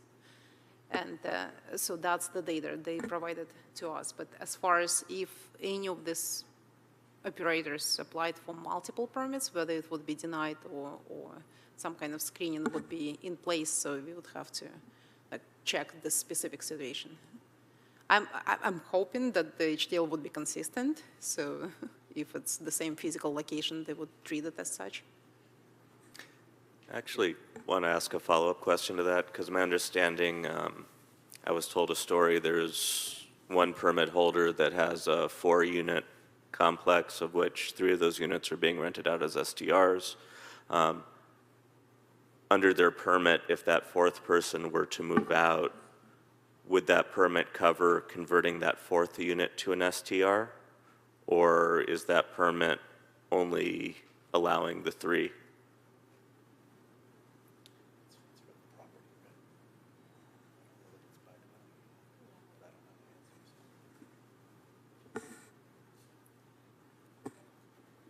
Yeah, I don't want to speculate for how HDL is treating this kind of situation, but I would guess when they apply, when STR operator applies for the permit, they list what is included in the permit, so the physical location, and assuming that they do that, I guess HDL should have this on record, how many is included in it. But I think I would add, I think there's 2 questions here. One is, what does the ordinance say? And what would this amendment do about that in relation to the issue? And what are some of the administrative procedures and decisions made by the city's consultant that helps implement the permitting process? We don't have full insight at this moment to all the different permutations of what a technician at one point in time might do for a particular application.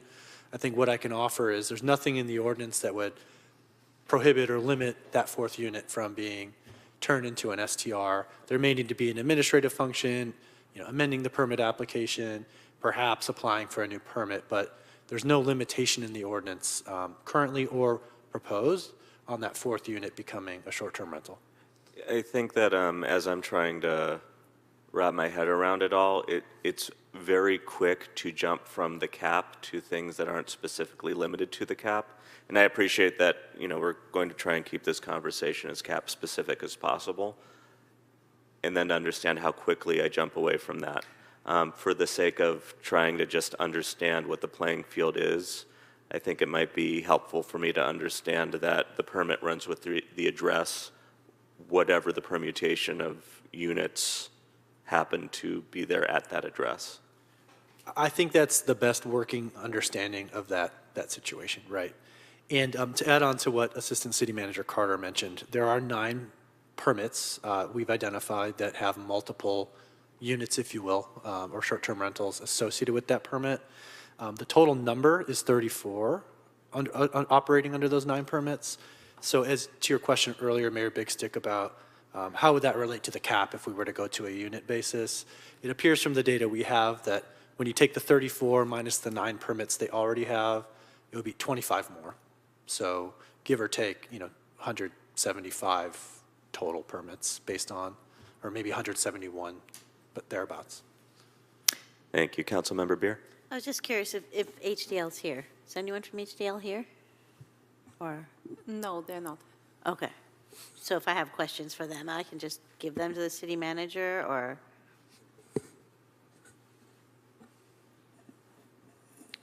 More questions from council? Yeah, I know we're here just to discuss the cap, but I really appreciate the Planning Commission having delved a little bit deeper and kind of put a wish list together of what a real ordinance might be, and I hope that we can dig into that a little bit more now so that we have a better understanding of where we want to go. It also really ties into our housing element, and which the public may not know will probably be issued next week. But my concern is that we're really losing so much housing, both in terms of rental housing. That's how I originally got involved with three now, ladies over 70 years old who got evicted from long-term apartments for Airbnb conversions. And looking back at our housing element, we've only built 159 units in the last 7 years.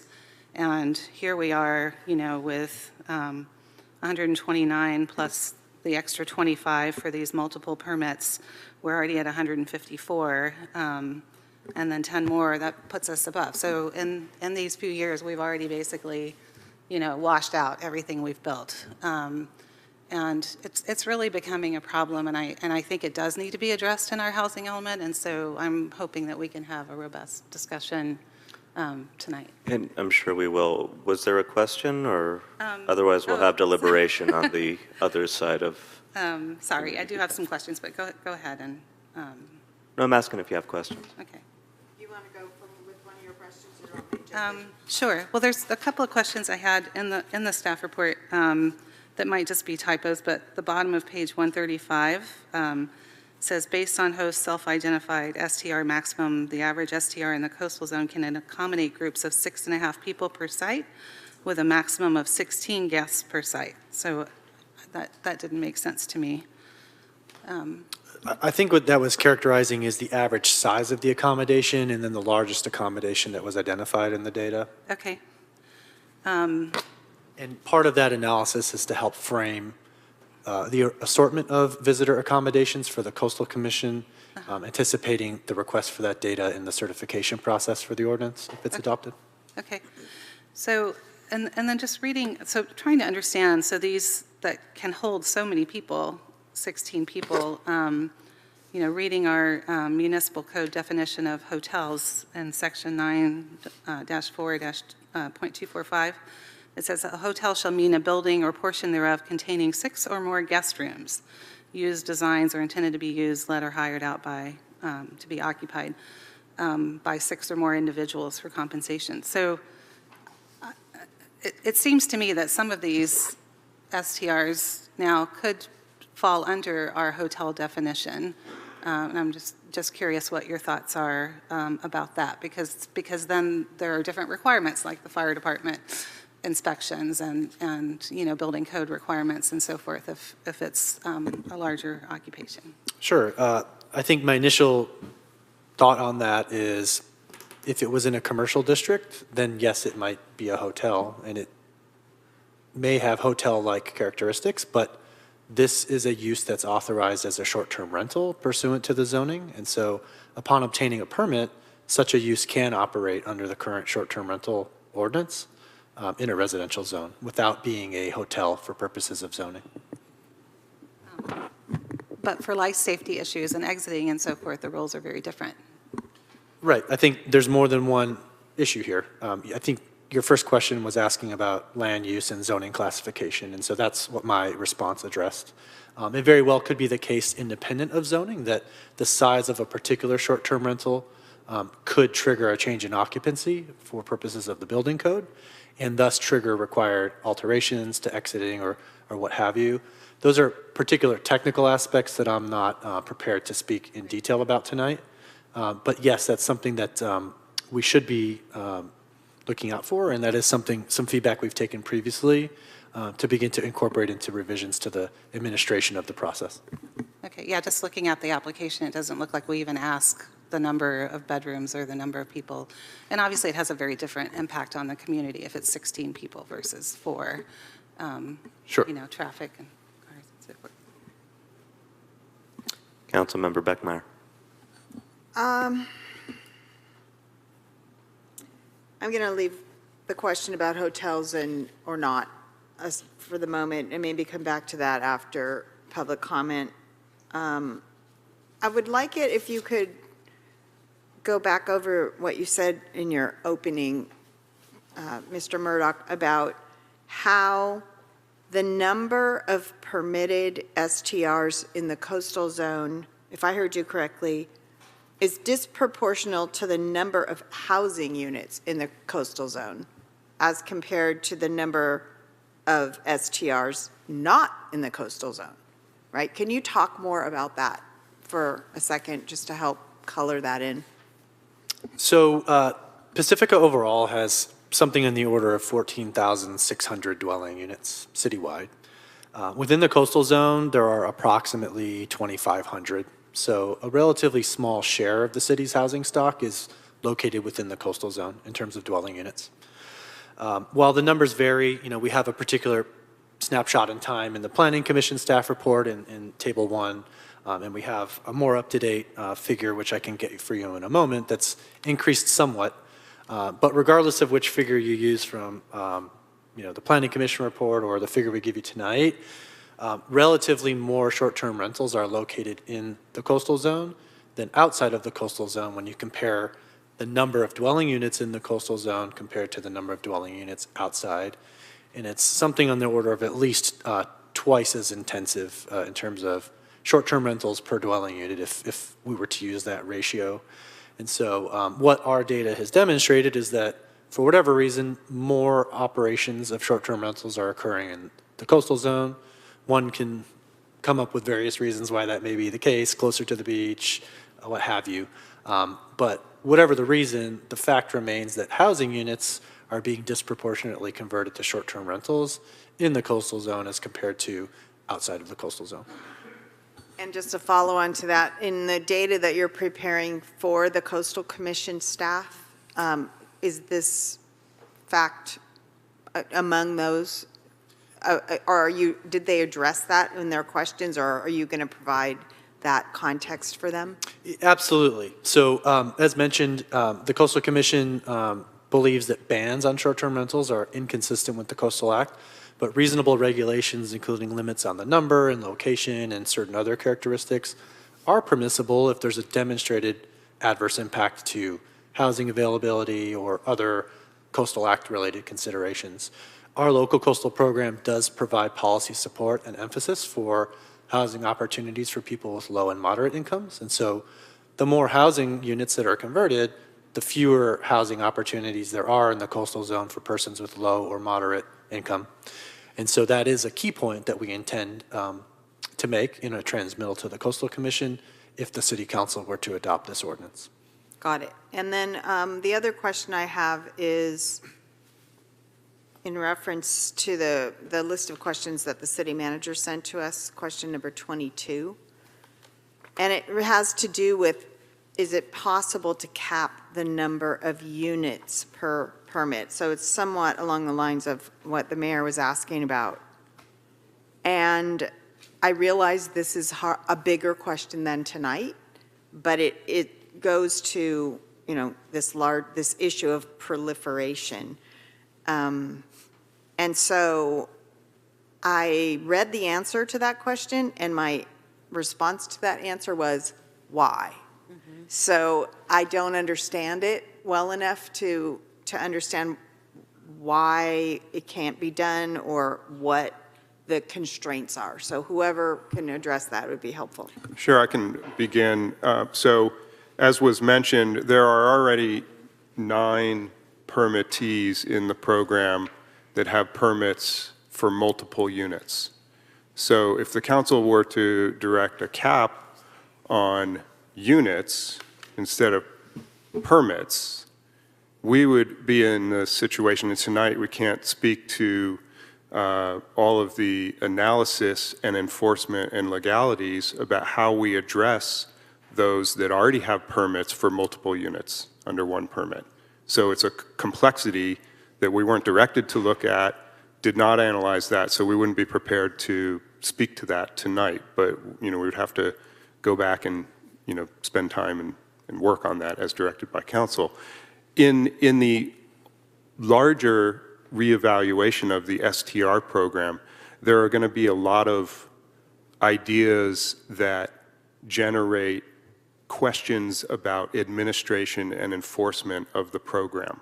One also relates to, when does a multi-unit dwelling STR'd out become a hotel, and what applies in that situation, right? So there's going to be a whole host, and it's going to be complicated to figure out how to administer and enforce that program as revamped, and this is an example of that complexity. Right, and I just want to echo what the mayor said in his opening comments. Feels a little dumb, frankly, but it was absolutely my thought when we talked about this in October that 150 is 150 units. Yeah, mine too. Not permits that have, say, 9 or 15 or more than one units attached to them. It didn't occur to me. And this is on I take responsibility for not understanding that. And so my question to the city attorney is, how quickly can we fix that? Like, what will it take? And I know that we have talked about having a larger discussion at goal setting and, so that staff can look at what it is we want and then be able to give an answer to us about what it will take legally to review that, administratively to review that and such. So I just have to put it out there. It's front of mind for me that we get that done as soon as and as quickly as we can, which is not tonight. Right. I would like to echo that. Everything that you said. Those are all of my thoughts as well. So I'll just echo that plus one. And just to add, the explanation that we got today was really that was done for tax purposes, but it seems to me tax purposes and business license purposes aren't necessarily the same thing, that those could be, Yeah. I mean, they could report once for taxes on all their units, but. Yeah, I think still multiple. those are good questions, so thank you for that. I think the point about relating to tax purposes, this ordinance is implemented on the foundation of how our business taxes operate. And that's how originally the ordinance was created. So there's not, it's not for tax purposes, it's just that's the structure upon which that is based. And there's other examples of businesses that have different operations perhaps, but they have one business license, right? To Councilmember Beckmeyer's question and others about, and this should maybe be reserved for council discussion, which is that what I want to be very clear about is that if we're going to be directed to do another iteration or permutation of this ordinance, I want to be very clear about what the planning staff workload impacts are to that and what's not going to get done while we do that. Because I can honestly say that even this simple cap approach has been, triple, quadruple time-fold an impact to staff in the attorney's office, city manager's office, and planning just to get to this point. And so it is a very complex program, so I just want to be very transparent about how further work on the ordinance before doing a really holistic in the future review of the ordinance is very impactful to what we're trying to get accomplished and the priorities in planning and the council's priorities. And I'd like to hone in on that just a little bit more and ask the vague general question, but I'd like you to meditate on it for an extra moment. And the point is well taken that essentially when staff brought this approach to us in October, it was with the understanding that this is the low-hanging fruit. This is the simple way to try and get a handle on it while we put it off to a time where we can really invest the staff time and resources we need in order to give it a true visit that the community has expressed quite adequately they'd like to see, and that I think council absolutely would support should we have that time and resources. And yet this was the approach that should have been, in theory, the easy way to go, and comparatively apparently was. And yet, I'm hearing you when you tell me that it was up to upwards of 4 times more work than you thought it was going to be going in, or staff thought it was going to be going in. So that having been said, you led with the notion that this is very complex. And I get a lot of feedback from community. I think we're hearing a lot of feedback from community. Well, these other communities have done it. They came up with, an ordinance that we think would probably be a good fit. For all intents and purposes, we should just be able to cut and paste. Why reinvent the wheel? We would think it would be fairly simple to translate it over to us. Is that not the case? If not, can you give us some insight why that is not the case?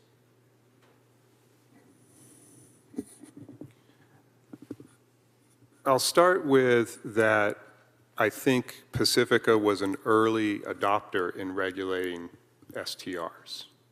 And so other communities probably have learned from what other cities have done along the way. And so that would be one point. The next is that each community is different. And in this case, unlike maybe some other cases, the Coastal Commission views it that way as well in reviewing permits. So they're going to ask very community-specific questions applying to the coastal zone in Pacifica. So what works in, Bolinas or, West Marin County, or what works in Half Moon Bay, their interpretation may be that it's not appropriate for Pacifica. We don't know, but I'm just saying that it's a very community-specific program, and the dynamics, decisions, and data for the Planning Commission and the Council should also be very community-specific. The good thing is that I do think there are a lot of examples and ideas that have been implemented up and down the coast in California that we can borrow from, and actually the Planning Commission brought up many of those, and staff has a catalog of a variety of ideas, and the Council has brought up those ideas. So those will all go into the hopper to see what is appropriate for the Pacifica community, community-wide, as well as the coastal zone. So it's a long-winded answer to your question, but I think we can't say that there would be just the perfect fit ordinance from another city that we can just apply in Pacifica. If there is, that would be fantastic, and we would save a lot of staff time on that. We'll certainly evaluate that, and the city attorney is about to speak, and she would obviously need to evaluate that specifically for Pacifica. But yeah, we want to learn, just as other communities probably learned from Pacifica's experience, we want to learn from them now in a future holistic revisitation of the program. And I would just add to the discussion that I agree with everything that City Manager Woodhouse just said, and I would just add that when drafting these ordinances, yes, and we looked at other ordinances when we drafted, our original short-term rental ordinance for Pacifica, but we did not use a cookie-cutter approach. What we use other ordinances for is for ideas, concepts. Let's take this concept of we want just units, not permits for buildings, or, we want the cap to be on units, not on permits. That's an idea. That idea is going to have to be tailored based on what our current ordinance says. We have to look at the implications of modifying our current ordinance. We have to look at the implications to what about those permittees who already hold permits for multiple units with one permit. We have to look at, and we do have to look at the taxing implications, because this is as the city manager said, based as a taxing ordinance. That's the structure that we created for this regulation. So there are a lot of different factors. So the idea of just taking an ordinance from another community, and I will say it's not true just for Pacifica. It's true for any community. I hear you're this speaking into the microphone, please. Oh, I'm sorry. No worries. I'm sorry. I thought you were saying there's something on my face, and I was like, oh my God, I was eating before Subtlety be damned. But as I'm saying, for every community, it's not as simple as saying they did it in this community, let's do it here. Every community is different. So we take those ideas and they give us new creative ways to approach issues and subjects. But it's really not fair to say we've done it in another community or we've seen it in another community, just apply it here. It's not that simple. So you're saying you can't literally just lift portions of an ordinance from a different community and paste it into ours? It is very difficult to do, and I won't say that it never happens. I will say that it is generally better for the community that you tailor an ordinance specifically to your needs for your unique community, because all our communities are unique, and we have different issues. And so you have to look at where did that ordinance come from? What were their issues? Are they in the coastal zone? What kind of coastal zone are they in? What kind of issues? What kind of data is involved in that ordinance? I mean, there are a lot of different factors that go into the analysis. Even though the idea is simple, implementation of the idea through an ordinance is never simple. Thank you. I wanted to ask a little bit about enforcement. One of the things that really concerned me in the staff report is actually an increased number of unpermitted STRs that were noted in the coastal zone. So we have 48 permitted and 34 unpermitted, which is a higher number than in October. So first question is just what the total number of unpermitted in the city. I'm not sure I read that in the staff report. I might have missed it, Christian. But then what do we actively do now when we find an unpermitted STR? And for the ones that are applying now for permits, are there some fines? Are there back taxes that we're trying to collect? And this is a lot of money and staff resource time dealing with these bad actors, if you will, in our community. And maybe we don't have enough sticks if these numbers are really growing, is my concern. So.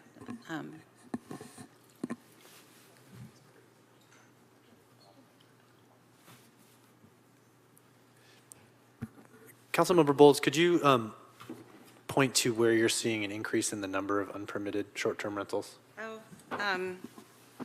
Yeah, it was from several different documents I was looking at, I think. But I think at the beginning I read that there. Oh yeah, so actually on page 130, packet page 133, it said just before proposed text amendment, 24 STRs were identified as unregistered. This was, sorry, I'm having trouble reading the date. Anyway, and then now there are 34, but that is just in the coastal zone, so I don't know what the total is also. Right, so I would just indicate generally that whether it's, depending on the characteristic you ask for, the average nightly rental rates or the number of permitted STRs or the number of unpermitted, those vary throughout the year.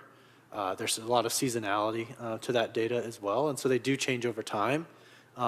Assistant City Manager Carter can speak somewhat to what HDL's process is, but they do routinely audit through their third-party service that they have the number of STRs that are currently active on various platforms. They compare that against the permitted operations that the city has. And then for those that are unpermitted, they issue letters to notify those folks that in Pacifica, a permit is required to operate, and they take steps to try to bring those folks into compliance. And they have a relatively good success rate of doing that. And to my knowledge, their persistent efforts have only resulted in 3 sort of persistent, non-compliant short-term rental operators in Pacifica. Others close their operation or register in response to those contact efforts from HDL. Correct. So Christian pretty much answered the question, but in October, when we reported to you 24 non-compliant STRs, so this number is now down to 3 that did not respond to any of compliance letters that was sent to them. So those are the STR properties that we need to, well, HDL completed the compliance process and sent it to the city to deal with, so to direct them on what to do next. So the rest of the properties either were brought to compliance, and that's why you see the increase in the total STR permits. So I believe we reported 124 back in October, now we're reporting 136. Or they closed the operations and paid the TOT taxes and whatever they needed to do legally to close the operations and terminated all the ads.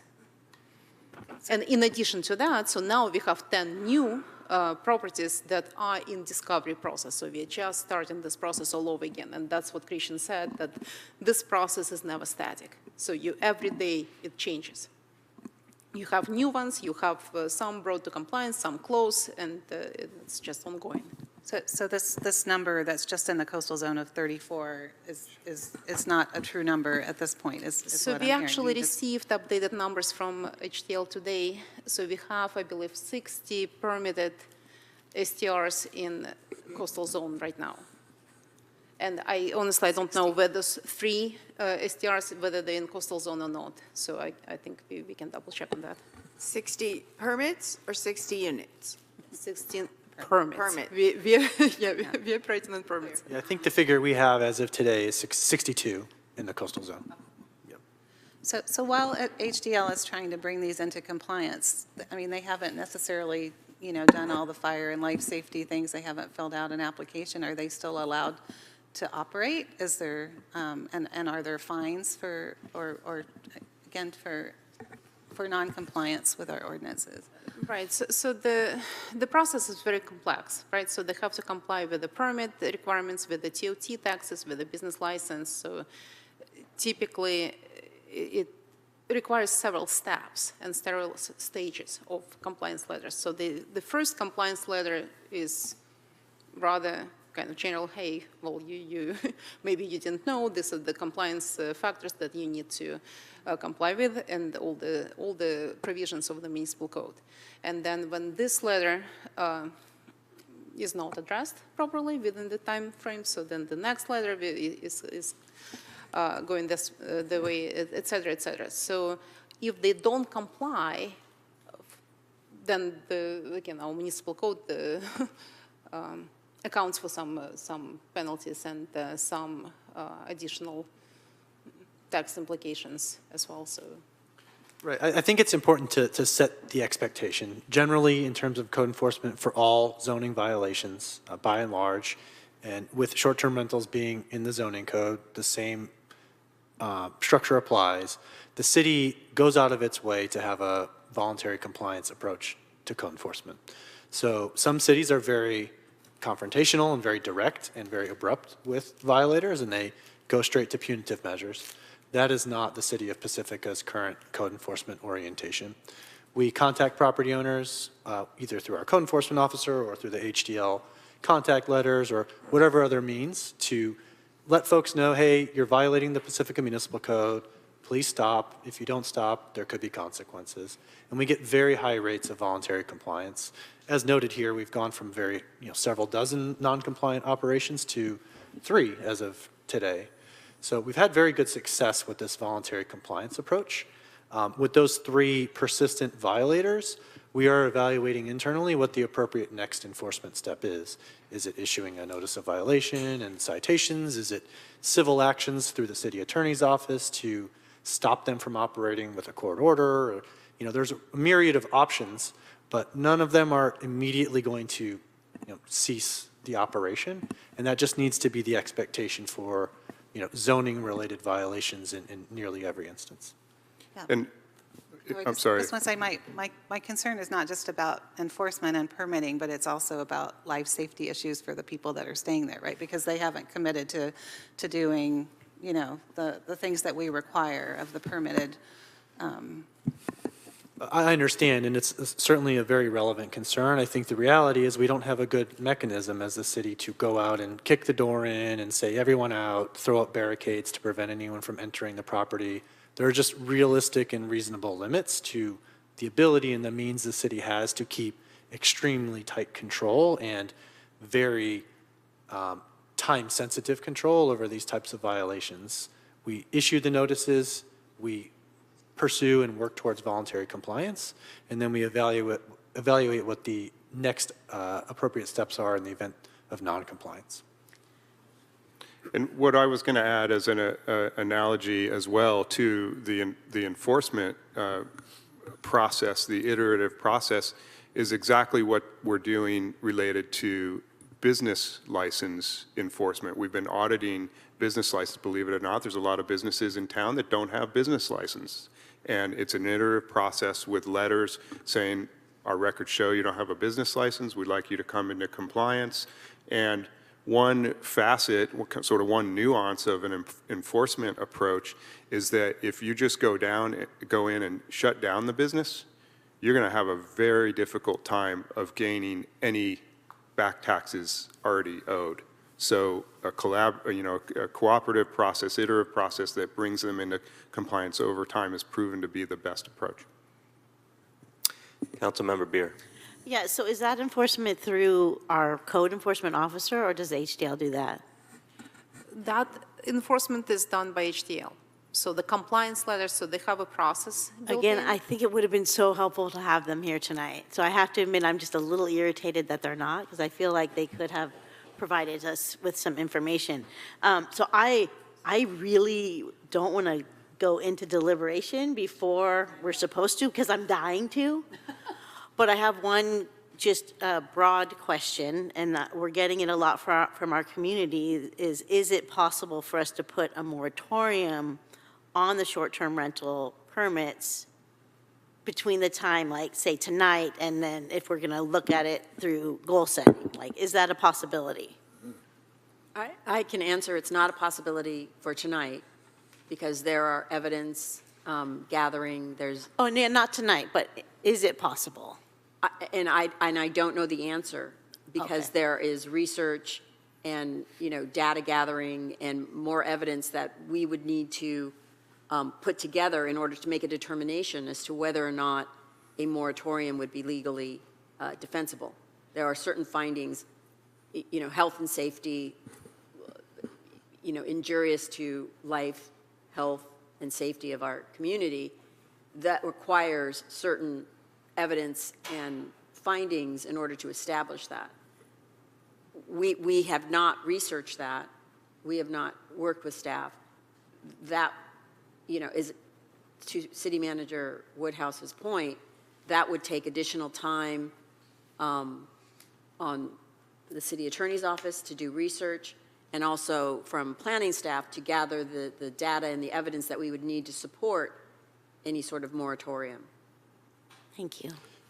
Councilmember Beer, I did also want to follow up on your question about enforcement. So there's really two tracks with respect to the enforcement. By and large, the enforcement activity for this ordinance is undertaken by HDL, our contract provider that administers the short-term rental registration process, sending those letters, as mentioned, to achieve voluntary compliance. The other component of enforcement is through the code enforcement officer and the police department. And that sort of takes two general flavors in my mind. One is the persistent violator can be referred to code enforcement for citation and so forth. Additionally, there are quality of life type complaints that trigger investigation and code enforcement action, similar to responses to noise and other unruly type of neighborhood quality of life impacts that the police department may respond to as well. For the last 2 years, our code enforcement officer, since January of 2021, has received 19 complaints related to short-term rentals. So a relatively small number in relation to the total number of short-term rentals, but those are very important complaints if you're the neighbor or the neighbors living around them. So don't mean to trivialize them, but I did want to provide specific data. And so we've had 19 in roughly the last 2 years, and the police department has similar figures if desired as well. Thank you so much, Christian. Appreciate it. Councilmember Vatterlaus. Do the companies such as Airbnb and VRBO cooperate and give the information to HDL so we have exact numbers? Well, and that's part of the scope of work that the HDL is doing for us. So I don't believe they get the information directly from Airbnb or VRBO. They use their own system that allows multiple listings, and they cross-reference them and verify each specific listing. So that's why if you go on Airbnb website, you will probably see bigger number than 136. But that's what HDL is tasked to do, to actually go in each list and verify, eliminate all the duplicate postings or ads, or eliminate the long-term occupancy and limit it to short-term, and return this data to us and issue compliance letters to those who need to comply with our municipal code. Thank you. I'd like to move to the public hearing sooner than later, but do council members have any further questions before we do? So before we get to the public hearing, we've gotten a lot of letters, a lot of public feedback, and the reason I wanted to take a moment to try and draw out some of the complexities, both for something as seemingly simple as this cap and what looks to be a much more extensive process, is so that those who are about to comment and those who are listening have some idea of why it is that tonight we will only be discussing the cap after public comment, and why come March 4th, when we're discussing what to put on next year's work agenda, that is the time when we'll be able to have a more robust discussion around whether or not we want to put this on our work plan because of the complexities and the amount of work involved. I am personally looking forward to that conversation on March 4th. I think some of my fellow council members are as well. So that's not to dissuade you from making whatever comment you like. Merely understand that any feedback we receive tonight that does not have to do with the cap specifically will not be something we're considering tonight, although we will be listening, and it will further inform ideas that we'll be able to deliberate on at a later date. Specifically March 4th, if no other time. Okay, so with that, I'm opening up the public hearing. I have a number of cards. Also, you have the ability to dial in if you're watching at home or streaming. Please dial 650-898-6965, conference ID 383-609-442#, *5 to raise your hand. When you're called upon, it'll be *6 to unmute. Press it once, there will be a slight delay, and then you'll be able to speak. I'm going to start with these cards. So Dan Stejink will be called first, followed by Caitlin Quinn and Chris Redfield. Please state your name for the record before speaking. Thank you. Thank you, council members. My name is Dan Stejink. I have a unique viewpoint here as the sole and successful appellant to the Pacific Skies Estates eviction that removed every single unit of very low-income housing and low-income housing from this city, and also as a planning commissioner that broke a 6-month deadlock on the ADU legislation. You clearly have an unfunded mandate here. An unfunded mandate is when you've got laws or regulations that are being put in place that have no mechanism for enforcement. Who's going to enforce this, like you said? Is it going to be a $300 CPA? Is it going to be a $750 an hour lawyer? It's not a criminal act, you know. There's almost no way to criminalize this. We heard how many STRs are in this city, and at the last count I made, it was over 400. Coastal Commission has clearly said that you can only control these in a very limited fashion For those who aren't aware, Tom Lantos Tunnels and below is a 5-mile wide coastal zone. At Taco Bell, it's less than 1,000 feet. So we've got a much smaller coastal zone than everybody else out there. And it's pretty clear what Coastal said over and over again. Back in 2014, they went through this in Santa Monica explicitly. So the idea that no short-term rental shall operate within the footprint of a junior ADU, completely unenforceable. I've got one right next door to me, one house over from me. The idea that HCL is going to send you a very nice letter, and if you're really bad, they'll send you a memo. You know, there's just no enforcement at all. From the numbers you've got from the city, there's huge amounts that are just revenue sitting there. You'd be much better off taxing these people, getting some sort of voluntary compliance. You're not going to be able to control it, and if you do, you're not going to be able to control the equity aspects of it in a manner that Coastal's going to, that it's going to survive Coastal anyway. You know, you're going to allow anybody existing who's got an ADU to keep it and no new ADUs ever. You know, what if it's all white people? What if it's all people in the coastal zone? It's just not enforceable. You should tax this. Send this back. It's an unfunded mandate. You've got absolutely no way to enforce it. They're not going to give you a magic wand. And to this date, I'm not aware of the city of Pacifica ever filing a court order to shut down a short-term rental. Thank you. Thank you, Dan. Next up, Caitlin Quinn, followed by Chris Redfield, and then Michelle Trausch. Please state your name for the record. Hi, Caitlin Quinn. I am a 6-year resident of West Shore Park. Thank you, Mayor, members of the City Council. I also want to thank the city staff.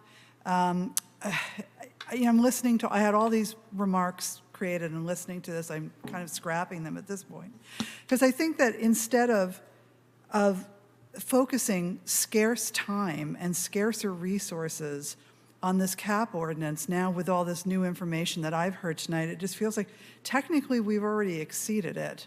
The toothpaste is out of the tube here, and we already, it feels to me like it's just ineffective to begin with. I would say, I would really urge the council to please consider instead the emergency moratorium on any new permits while the city follows the guidance of the Planning Commission from their meeting last month. It just, in my mind, I think that's the only sensible thing to do at this point. And with all due respect, I get it. I get that this issue is complicated and incredibly onerous, and I'm sure, you're all people who are way smarter than I am, and you understand this in ways that I don't. But I just have to say that while we're having these conversations, and this is going on and on, for months and months, residents are suffering. I talk to people all the time who are suffering, residents who didn't sign up to live next door to an unregulated hotel. We can call these things whatever we want to, whatever zoning they're in. They are unregulated hotels. And I know this because I live next door to one. And for 7 months, this has been in operation. We have faced, time after time, constant noise and other disruptions, including being woken up frequently between the hours of midnight and 6 a.m., a completely eroded sense of security and peace of mind. We've called the police several times, and I really want to give a shout out to the incredible police force who have been nothing but compassionate and understanding and professional with us. You couldn't ask for a better police force. We are just beyond grateful. And I really want to just send a thank you to Mr. Woodhouse and Ms. Carter. We have appealed to them for help with our situation, and they've been lovely as well.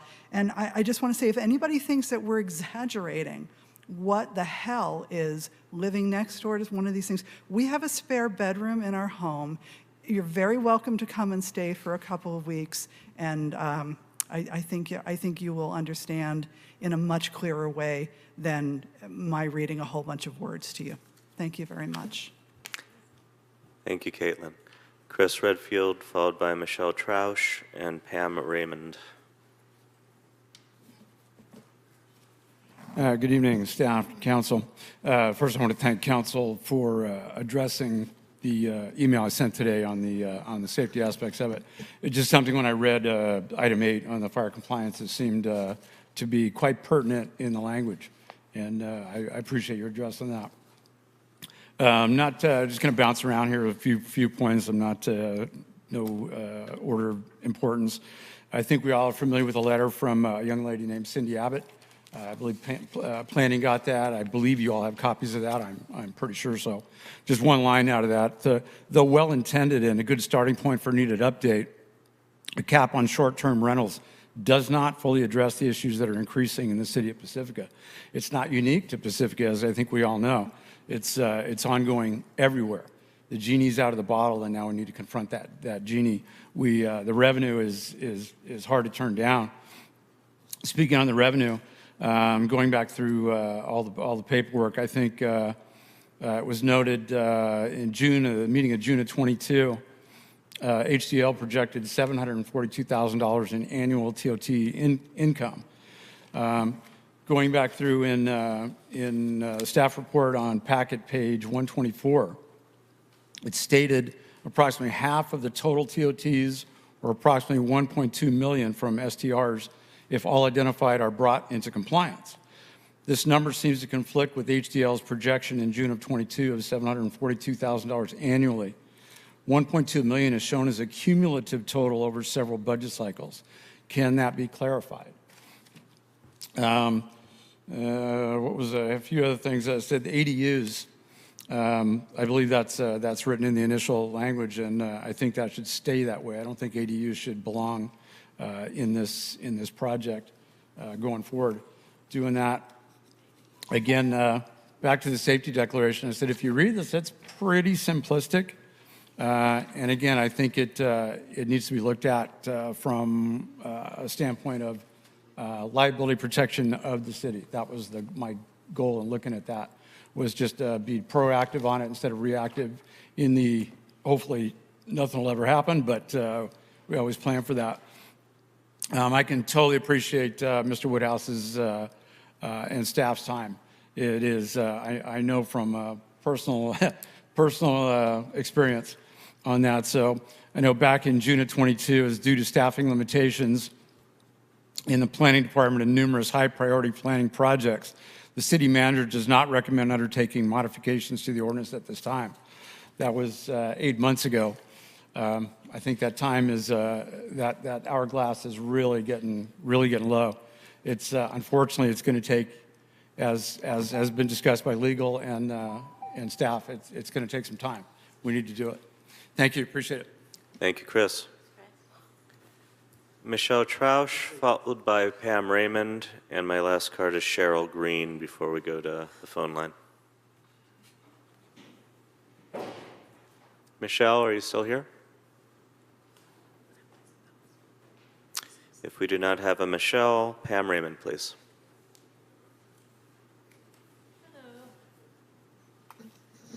Good evening, Mayor and council members. Pam Raymond, and I've been living in West Sharp Park for almost 35 years. And I am currently surrounded by Airbnbs, or as I like to think of them, as unregulated hotels. It doesn't feel like a neighborhood where I know my neighbors. Next door, the owners sold to some new owners who never even moved in. They directly turned it into an Airbnb. I think they have 3 units there. The first year, there were a lot of loud parties into the wee hours, sleepless nights, calls to the police, and all of the available street parking is gone. I think Pacifica needs to do more than just cap the amount of short-term rentals they allow. I think it needs to establish fair occupancy rates or short-term rental laws that limit the amount of nights that the host is not present, much like San Francisco and many other cities in California that grapple with housing shortages. The host must use it as a primary residence for at least a portion of the year, 90 to 120 days like San Francisco does. If limits aren't made with occupancy, more buyers will turn housing stock into short-term rentals, and that's what's happening. Enough of the cannabis dispensaries and unregulated hotels in this town, in this neighborhood specifically.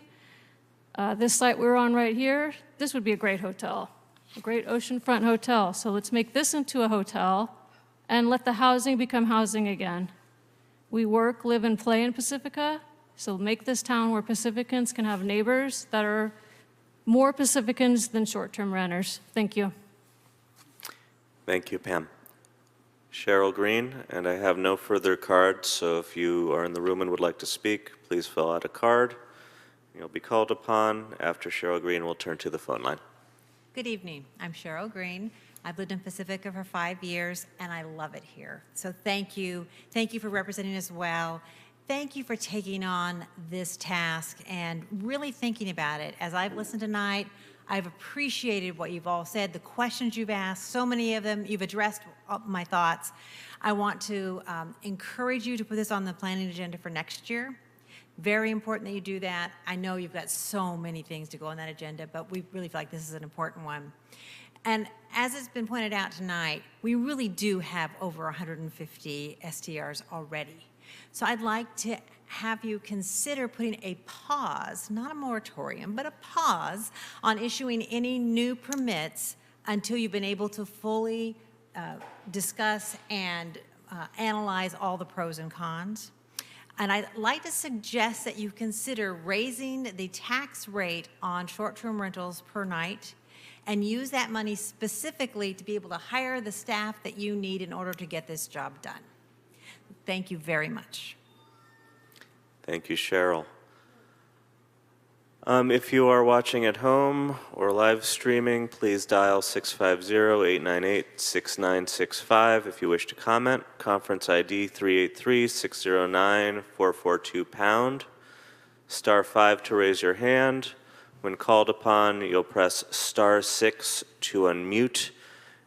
Give it a moment, because it takes a couple seconds to unmute you, and then please state your name for the record and give us your comment. You'll have 3 minutes. We have 3 raised hands. First is a number ending in 9917, followed by a number ending in 9309. Upcoming is 9917.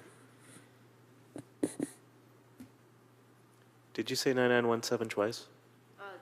They're first and then second. Good evening, Mayor, Council, staff. I'm Erin Macias of Lindemar. Can you hear me? Yes. Okay, wonderful. First of all, I wanted to quickly comment the live stream is not stable tonight, so it was very difficult to follow the presentation and many of the comments. First, where do I start? I would say HDL being absent is inexcusable. I did take a random sampling of 19 short-term rental properties listed online, just trying to kind of represent the various neighborhoods. And what I gleaned from the public records highlights some of the issues with these housing units that have been effectively removed from the long-term rental market. Of these 19 units, 100% of them were not owner-occupied. 16 of those are part of a real estate investment trust portfolio.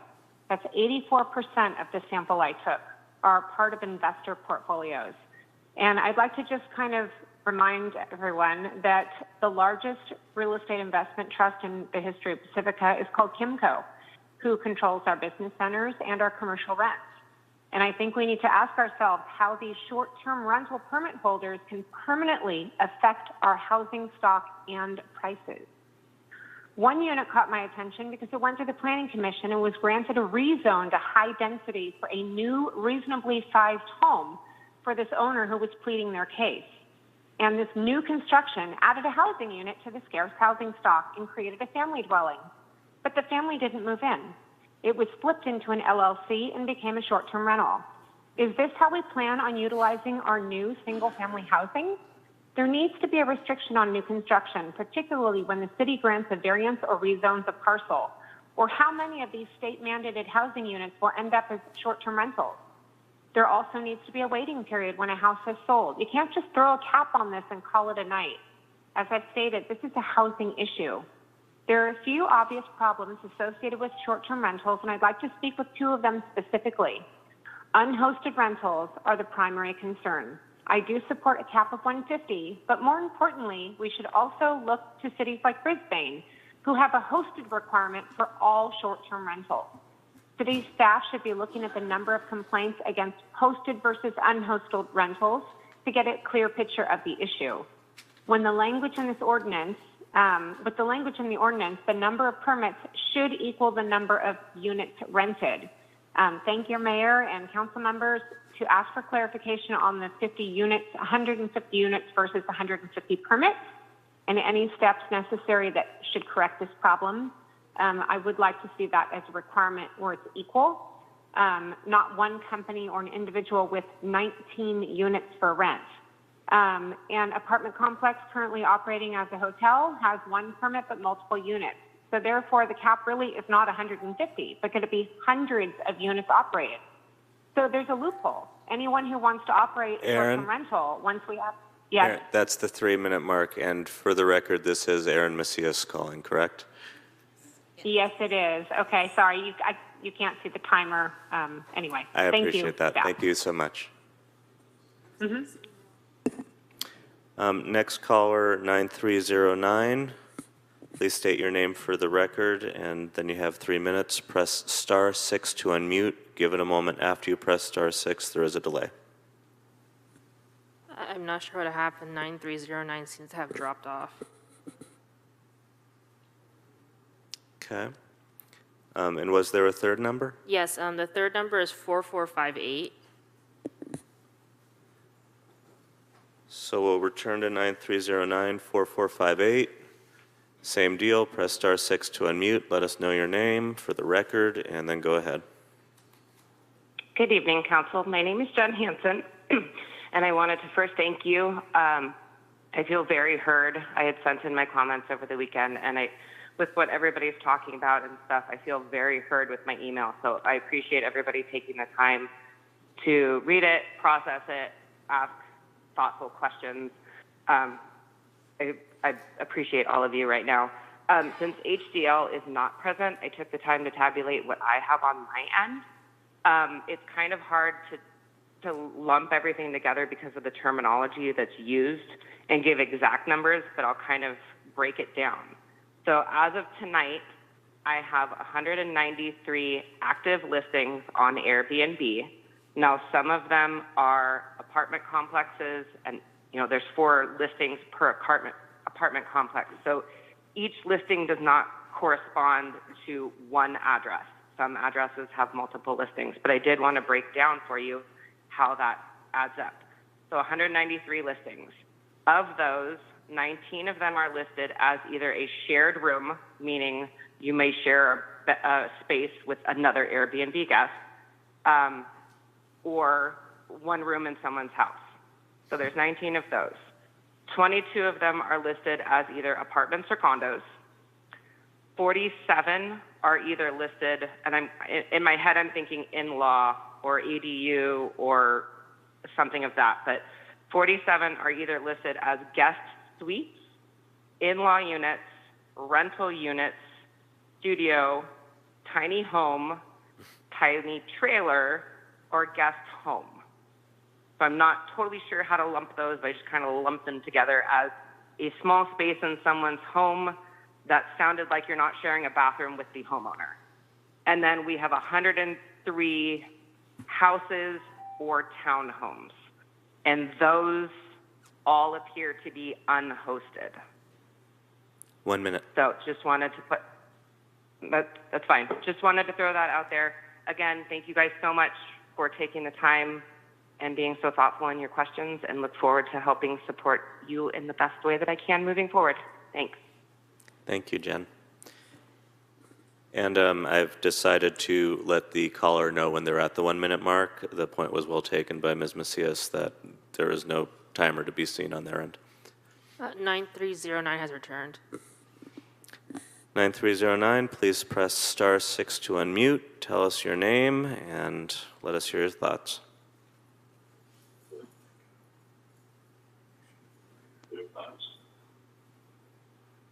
Hello, this is Cliff Lawrence. Hello, Cliff. Okay, you hear me. Thank you. 3 points. Appreciate the difficulty in going through this, but frankly, from my perspective, I have to question whether there's anything in that the City Council has passed on to this point that has actually defined count of anything. My concern is that by your actions on this particular proposal, you will establish a definition of what you're counting by. And I implore you not to establish count based on permit. Establish count based on unit. Go back and look at what has been drawn up by the Planning Commission, just with that in mind, making that change. Now, I understand we got a little bit of overage problem. Okay, how much of an overage problem do we have? Does the planning department actually know? Well, extend your max to cover that.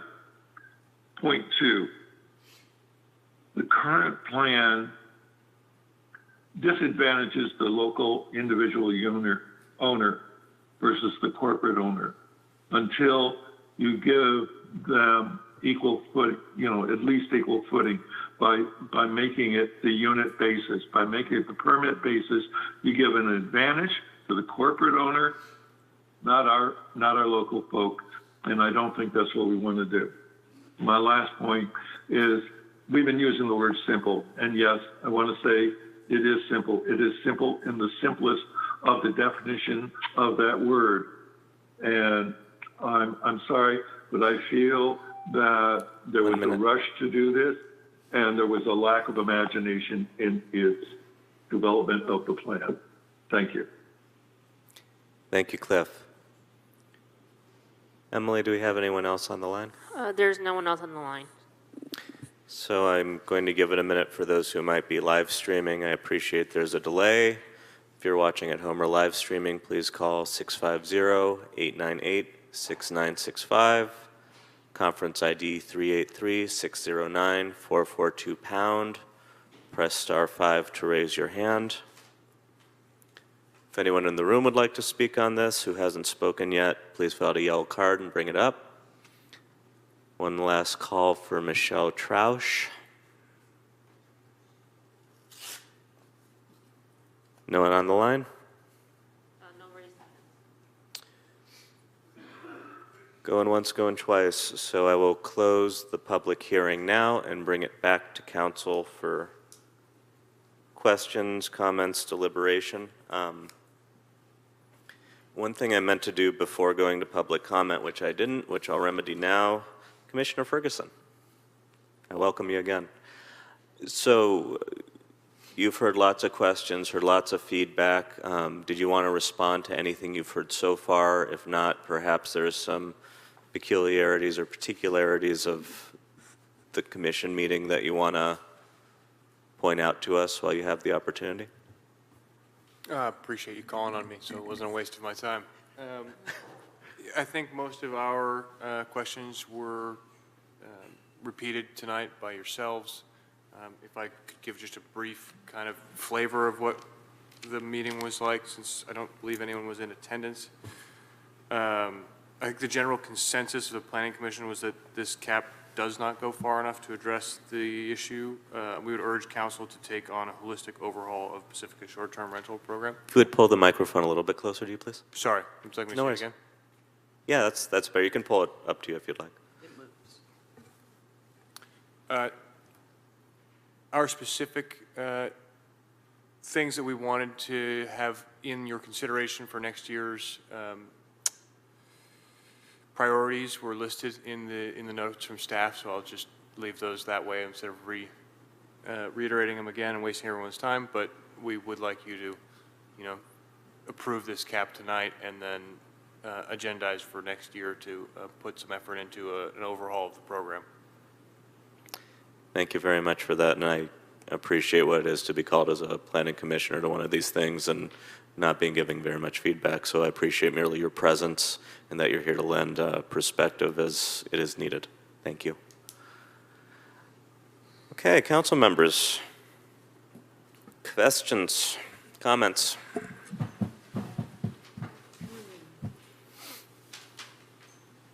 I'll follow up on a couple of questions if no one else is chomping at the bit.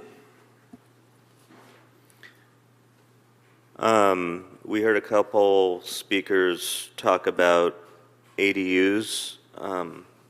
I appreciate it doesn't necessarily inform our decision on the cap, but since the question's been raised by a couple of people, and our understanding is that ADUs are not allowed to be used as STRs under our ordinance, could you go over for a moment whether or not we're aware that any ADUs are being used, or if we are aware, what we're doing about it since they are not allowed to be used under our ordinance? Sure.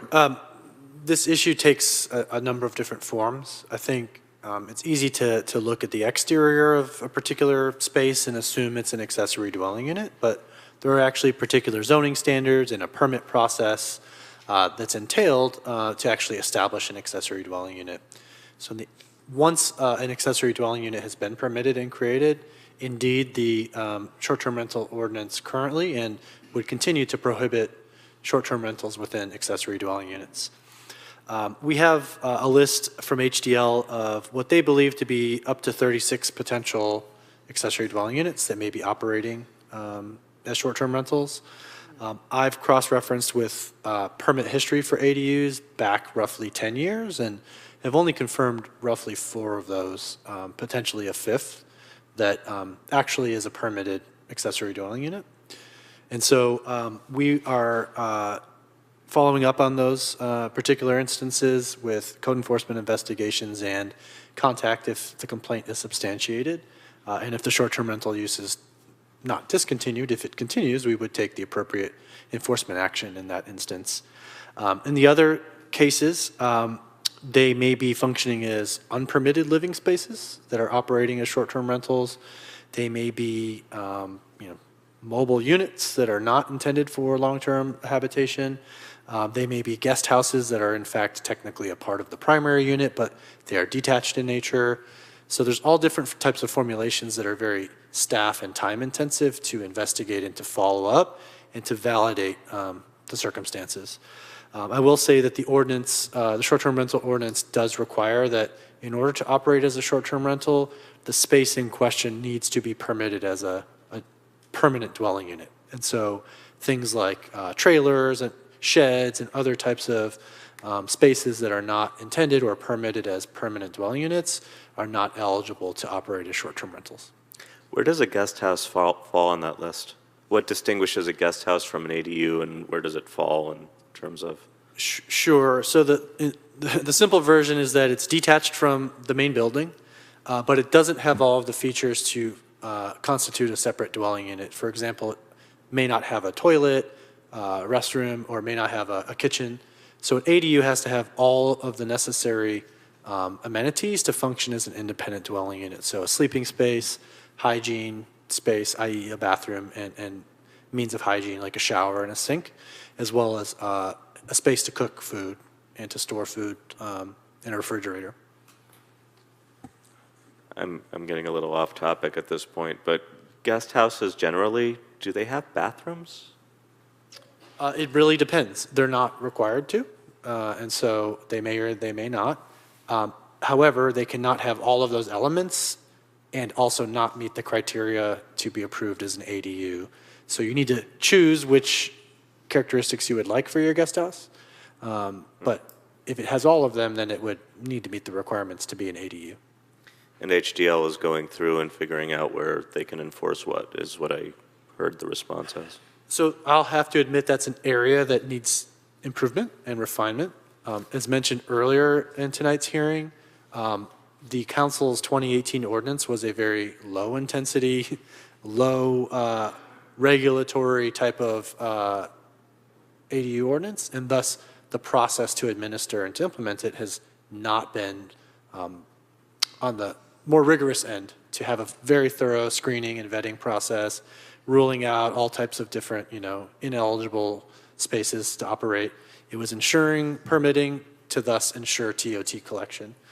As we've learned, these particular vagaries and undesirable outcomes through administration of the process, I've been working with Assistant City Manager Carter, and she's been engaging with HDL, and it's an ongoing process to try to tighten up those and to screen for the appropriate types of instances that we don't want to occur, such as ADUs. So as we're developing our program since 2018, we're figuring out the proper approaches along the way is what I hear, and kind of learning in real time and this being a major learning moment for us? I think that's a fair assessment, yes. Through the mayor. Yes, ma'am. And I want to follow up on that. The proposed text amendment, including the junior accessory dwelling units, does that cover tiny homes? Is that why it's there? Not necessarily. I think Okay. tiny homes need to be considered somewhat uniquely. They don't fit anywhere under the definition of tiny home in our zoning. So commonly, tiny homes are constructed and desired to be occupied on wheels, for example. That's not something that's permissible under the building code or the short-term rental ordinance, because that's not a type of unit that's intended for a permanent dwelling unit occupancy. So a tiny home that otherwise meets the minimum dimensional and bathroom, kitchen, sleeping area requirements to be an ADU and can be placed to meet the setback requirements and installed on a permanent foundation with the building permit may be able to be an accessory dwelling unit, but it then could not be a short-term rental. And so this is another one of the variations that add complexity to our administration and our enforcement process. So that's, that's the answer for that. Thank you so much, Christian. There was another question from community member clarifying the transit occupancy tax revenues and what the actual number is. Okay.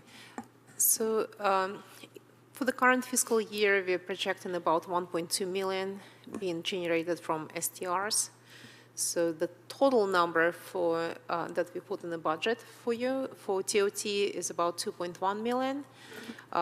We are currently going through the mid-year budget projections, so we will have a little bit more granular projections for you when we bring it back, and we'll make sure to separate this between the hotel TOT or regular TOT and STR. But that's kind of the best assessment I can give right now. So right now, our best assessment is 1.2. Yeah, 2.1, that's still your adopted budget for TOT. About 1.2 is projected from STRs. And Mayor Big Stick, I did want to respond to a comment that was made as well related to this, is that the thought of increasing fees on STRs or the TOT, and just to note that the business, STR permit is a business tax, and then the TOT is a separate transient occupancy tax. To change both of those would require a ballot measure, vote of the people.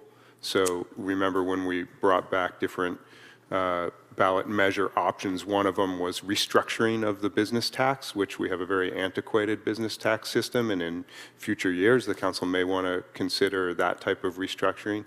That would be the time at which you could restructure a business license tax related to STR operation, and then of course a transient occupancy tax change or increase or different structure would be that its own measure as well. Can I follow on to that, Mayor? Yes, please. I was thinking of something like a bid, but a bid for STRs.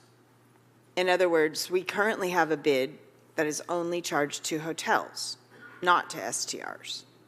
So what is the legal mechanism? Is it the same as what you just said? It would have to be a ballot measure? Well, the bid is able to be charged, I think, through state highway code, and we would have to research whether that could be applied to But STRs. what I'm asking is, does it take council action to enact one of those, or does it take a vote of the people? So for the current bid, under the state highway code, it's not a vote of the people, it's a council action. Yeah, so we'd have to research that more, maybe Ms. Carter knows. Yes, we will have to do additional research, but I just want to remind you that BID, Business Improvement District, by definition is a self-assessment, so that might complicate this issue on the STRs, or applying it to the STRs. Is a self-assessment meaning this? In all the hotels agreed to be assessed. Uh-huh. In other words, we couldn't require it as part of, you want to have an STR? This is what you have to do. Yeah, we'll have to do additional research. I see. I got it. Okay. Thank you. Same commenter made a statement not suggesting a moratorium, but a pause, which didn't strike me as a legal term of art at the time, but perhaps city attorney has other perspective. It's another form of moratorium, but it's essentially a moratorium.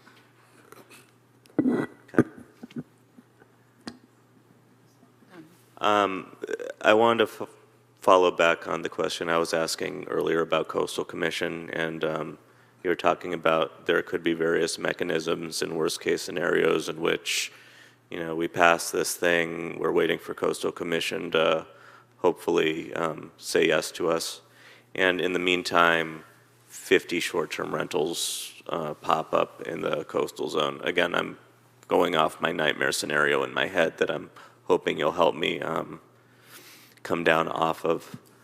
In such a nightmare scenario, what options are available to us? Is there a way to preempt such a nightmare scenario? If we're heading in that direction, please go into more detailed and nuanced versions now of what you were telling us earlier, please. Certainly, Mayor. So I think while we should be aware of the potential for a nightmare scenario, that potential may not materialize. And so it could be that we do not exceed the cap if the council enacts this ordinance by the time that the Coastal Commission certifies it. That's the best case scenario. There is a worst case scenario where we far exceed the cap. If that's the case, you know, staff would need to evaluate where we are in terms of STR permits issued on the date of the Coastal Commission certification and strategize what the most appropriate approach or options might be for the City Council.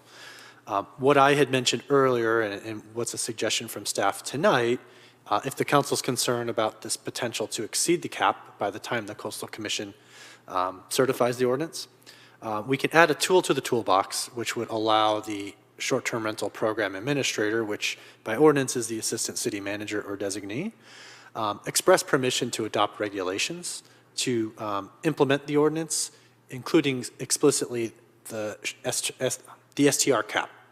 So what that could mean is, given that these STR permits are subject to annual renewal, and there's no vested right to the ongoing possession or operation of an STR permit, conceivably, one option in that scenario, if the council introduces the amendments that I'll read in a moment, it's possible through regulation that the STR administrator could put a framework in place to say, okay, here's the priority order for the STR renewals because we are over the cap at this point in time.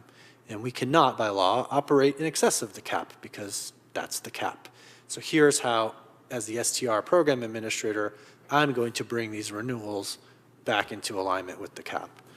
The particular mechanics of that have not been developed yet, but we would like the City Council to consider introducing the ordinance with some additional language tonight, so at least there's express authorization for the development of those types of regulations and potentially other regulations that will come up to help facilitate administration of the ordinance. The draft ordinance is on packet page 127, and so I'll give the council a moment to get there, and then I'll reference specific sections in that ordinance. So section 9-4.4905, permit term and renewal. There's subsections A and B. We would propose that subsection B be amended to read, renewal. The permittee may renew the permit annually, subject to the short-term rental permit cap set forth in section 9-4.4902 by submitting a renewal application and fee between October 1st and October 31st of each year, regardless of when the short-term rental permit was issued. If a renewal application and fee are not filed prior to the October 31st deadline, the short-term rental permit may be deemed revoked by the administrator. So the new language is that subject to the short-term rental permit cap set forth in section 9-4.4902. So it gives some extra weight and specific reference to the cap when considering the renewal process. The other amendment that we would recommend is in section 9-4.4907. That's titled Permit Revocation and Enforcement. And we would propose adding a new subsection E, as in Edward, that reads, "The administrator or his/her designee is authorized to promulgate any policies or procedures necessary to implement and enforce this article, including but not limited to a process for accepting and prioritizing applications received after the short-term rental permit cap set forth in 9-4.4902 is reached." Quick question, as it's occurring to me as you're reading it as he, her, and we are living through a modern era, would it be appropriate simply to write their, T-H-E-I-R, or he, her, they? Yes. But, yes, we have a Yes. opinion. Can you read that last one? Thank you. One more time, please? Certainly. I'm not familiar with all the pronoun usages, so forgive me if I don't state it correctly. But the administrator or their designee is authorized to promulgate any policies or procedures necessary to implement and enforce this article, including but not limited to a process for accepting and prioritizing applications received after the short-term rental permit cap set forth in section 9-4.4902 is reached. So I think the nuance of that is, while we cannot impose the cap until the ordinance is certified by the Coastal Commission within the coastal zone, there is a point at which the cap will be reached. We can document when that is, and these regulations, for example, would apply to applications submitted after the cap has been reached. So it allows then for a process to address those during the future renewal process, as stated in whatever those future regulations would be. And just to clarify, the council would actually be delegating to the short-term rental administrator the authority to develop and implement these regulations. So it's a delegation of authority, so that it would not need to be, it would not be brought back to the council. So, Mayor, in addition to those recommended amendments, there is also an administrative correction renumbering some of the subsections in section 9-4.4901. Those can be made ordinarily between introduction and adoption as minor administrative clarifications, but I'll state them for the record tonight. And the council should then consider any other clarifying edits related to pronouns. I think there's at least perhaps one other instance where there's a his, her. We just want to make sure that we can address those. Thank you. Council, are you okay with those amendments? Yeah, yes. Yeah. And I think Christine's been wanting to ask a question, but I don't know if you put her I'm light sorry, on. Christine, you use that button and then I can haven't see a used my light. button. And I want to go back to the moratorium question again and wonder, I mean, because I'm hearing that all this is going to take a lot of staff time. I mean, even getting this cap to the, they're not listening, so maybe I should wait till they're listening. it's heading in a legal direction. I understand the findings for a moratorium are difficult, but if we, I'm still concerned, I'll just back up, in the coastal zone particularly, because what I hear from the Coastal Commission is their process is, 100 days minimum. We need another 30 days at least, Christian has indicated. So, that's quite a few months that we could be getting a lot more permits in the coastal zone, and especially given the fact that there's 38 or 39 that are unpermitted there now that could be seeking those permits to continue to operate. So my question is, could we consider a moratorium that's for a time specific to say until the Coastal Commission reviews the cap?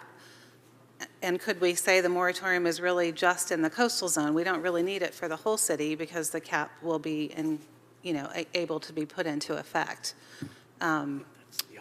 So I know you don't have the answers necessarily now, but would that help us to make that case so that we can protect, especially Pedro Point and Sharp Park that are most affected? And Mayor Bigstick, I just want to clarify for the record, the data that staff has as of today indicates 3 unpermitted operating short-term rentals. There were previously more, as we expressed earlier, We've had good success in bringing them into compliance or discontinuing operation.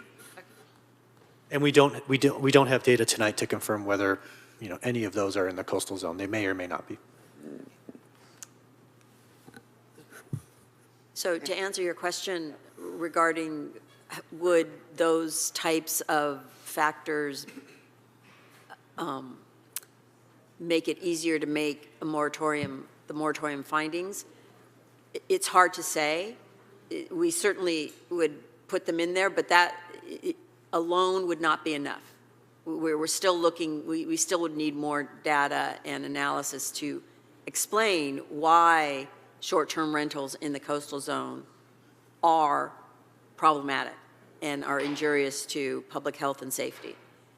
That is the evidence, the foundational evidence that we need. It just hasn't been gathered in a form or substance to substantiate the moratorium findings, not that they can't. And then certainly, if we limited it to the coastal zone, that would certainly focus the analysis, but there's still additional research and analysis that would be needed in order to make the findings. Does that answer your question? I guess there's an option that if the council agrees, to direct you to come back to us, at the next meeting or so with a little bit more of an estimate of what time and the implication would be, if that was something that we wanted to consider. Is that possible? I'm not sure I'm understanding what you would want to bring back to the next meeting.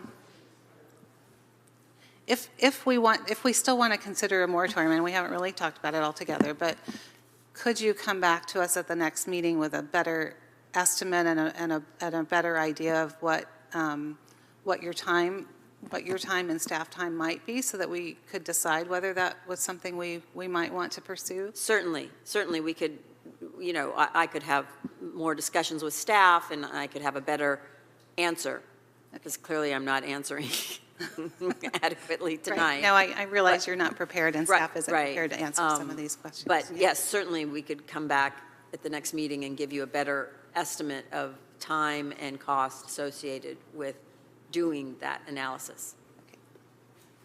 If I could chime in on that, we could, to reiterate, we could come back with a more fleshed out thoughts about what exploring a moratorium would entail.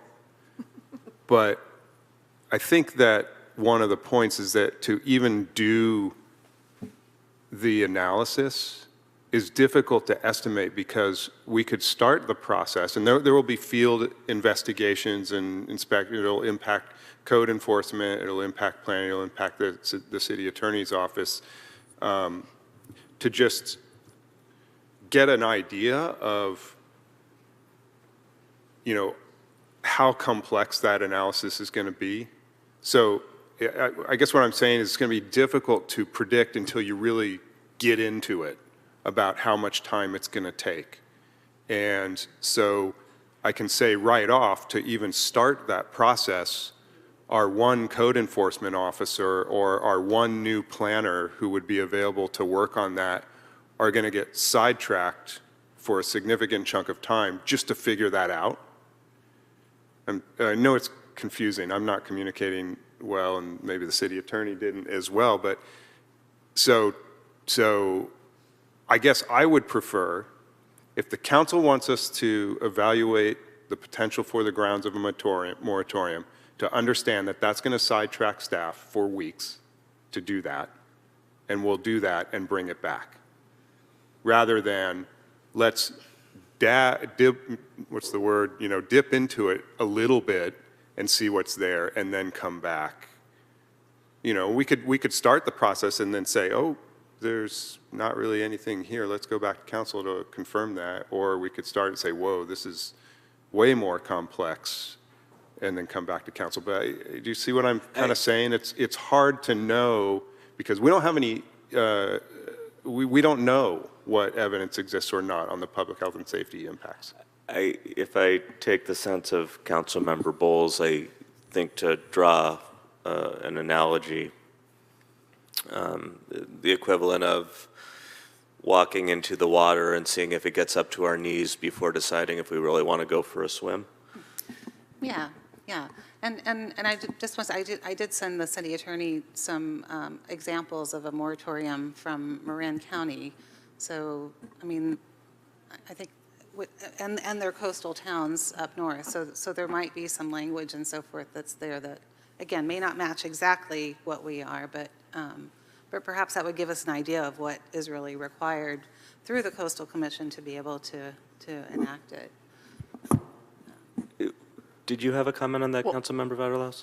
Could the moratorium put us in violation of what the Coastal Commission is looking for? Because if we put a moratorium and they want more units available in the coastal zone, is that going to cause us additional problems? I think it's clear from some of Cindy's letters where she's documented, you know, what other cities have done and the comments from the Coastal Commission that they really understand that there's a problem with the loss of housing on the coast. And I mean, I'm sure we could have a preliminary discussion with the Coastal Commission, you know, before we got too far along in this too, you know, to feel them out. Councilmember Beckmeyer. In terms of the legal definition and requirement, because this is what I asked for in October. Let's remember, I asked for a moratorium on short-term rentals. And the answer was no, it really can't happen because it has to be injurious to public health and safety. We have to make findings, and then we have to readopt it every 45 days. That's what I recall. And the same outcome could be had by placing a cap on the number of, and at the time I was thinking units, not permits, and thus, you know, once you hit that, you stop. So a moratorium, you stop as soon as the moratorium is adopted. I mean, I've never done a moratorium before. I figure you've done a whole lot of them, Michelle. So I need you to, you know, go, no, that's not quite right, or yes, you're remembering correctly. So feel free to jump in. But, you know, where I'm at is we want to stop the pain. That's kind of where we're at. And we're hearing from our community, and there's a ton of people we're not hearing from. So in respect and respecting those we are hearing from, what can we do to beef this up, if not a moratorium? Or are we now at the place of going, well, maybe a moratorium really is the right thing to do? Can you comment on that, please? Well, I guess the problem is, and it was the same answer actually that was given back in October, we don't know. I can't tell you tonight or tomorrow or the next day, do we have the evidence to support a moratorium? I couldn't tell you in October, and I can't tell you tonight because we weren't given that direction to do it. So the hard part right now is the council is trying to decide whether or not, I get the impression that you would like to adopt a moratorium if you can establish the findings. The problem is, it's, as the city manager has said, the council's in a difficult position because it's going to take staff time and resources from both the city attorney's office and the planning department to even determine whether or not there is enough evidence to adopt a moratorium. And I think the question is, do you want to take staff time and costs for the potential of finding out that you can't even adopt a moratorium? Because that analysis has not been done. And so the question really for the council is, do you think that the need for a moratorium, even with the adoption of this cap, although it's only on permits and not units, is it still as necessary as it would be if we hadn't adopted or introduced the ordinance tonight related to the cap. So that was the approach that was taken in October, was that, well, let's try and see if this immediate, cap will do some good, and perhaps the moratorium will not be necessary. And then we would revisit the whole issue in a more holistic way at goal setting and take a deeper dive, as has been discussed tonight. That is a deliberation topic for the council to take, because we will certainly do whatever, the council directs us to do. I think what you're hearing are competing interests with staff resources and time and costs.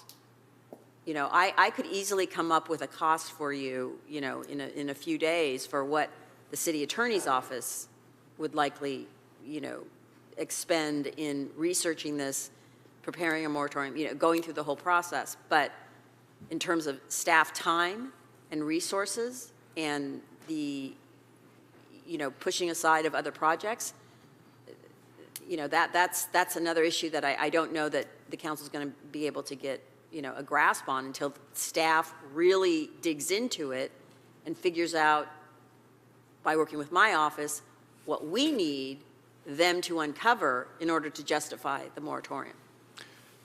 And Mayor, if you'll allow, I'd like to just add on to the city attorney's remarks. And so as the council's weighing where to prioritize the city's efforts and resources with the advice of the city manager and the city attorney, I will indicate that we have a relatively small planning department, and many of the same staff that would focus on the work to prepare a moratorium would be the same staff prioritizing work to prepare and submit an ordinance to the Coastal Commission for certification.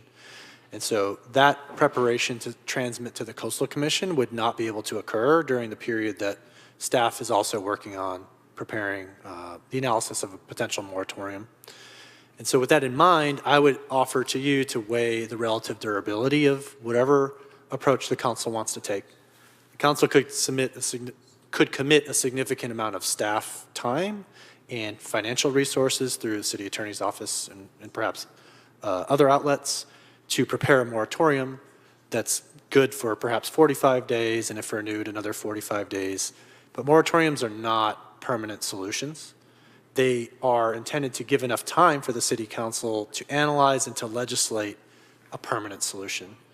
We are some of the way towards a permanent solution with this cap. It's not all that the council would desire, but it is an important first step, and the only reasonable first step that the city manager has explained that staff can provide without significantly modifying other priority work plan items.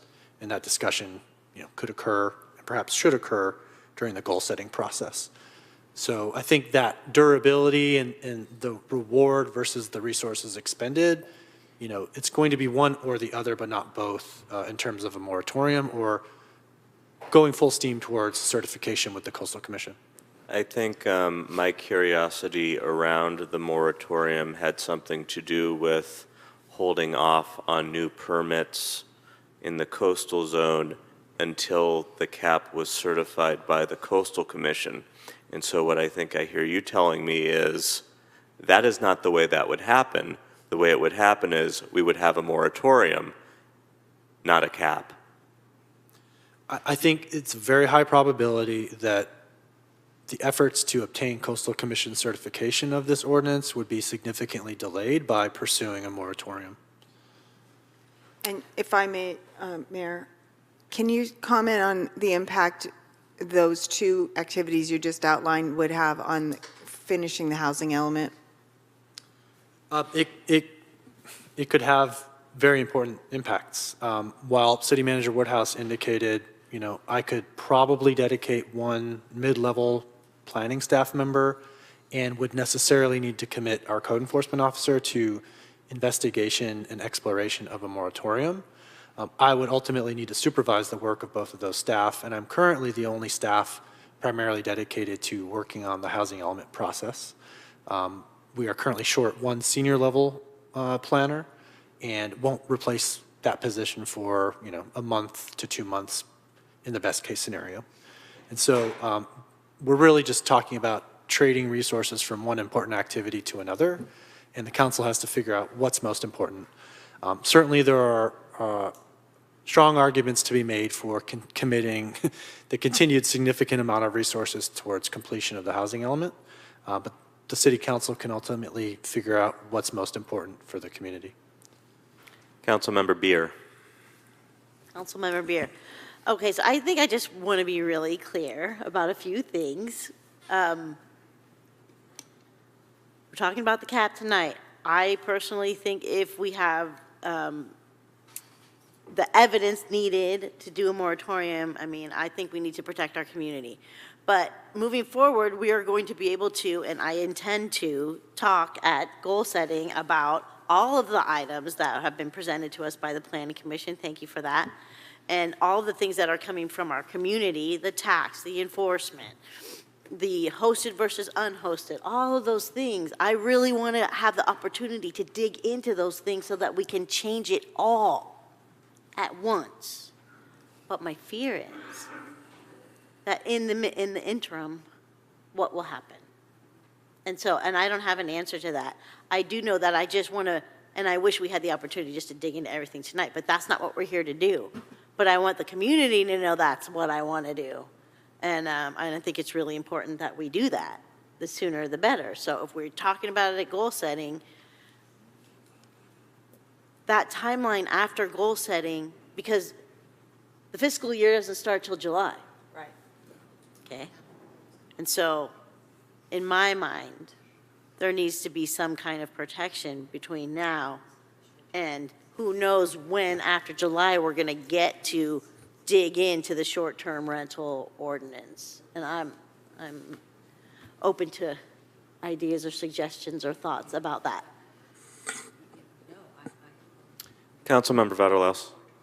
I do understand that there are bad actors in the short-term rental community. And I think that the cap is sort of opposite of what I said earlier, but the cap is a natural moratorium. We are very close to it now. And if we put the cap on it, then we've basically done a moratorium without calling it a moratorium, without going through the research involved in calling it a moratorium. I also, on one side of it, wonder if we're eliminating people who need to do short-term rentals and are not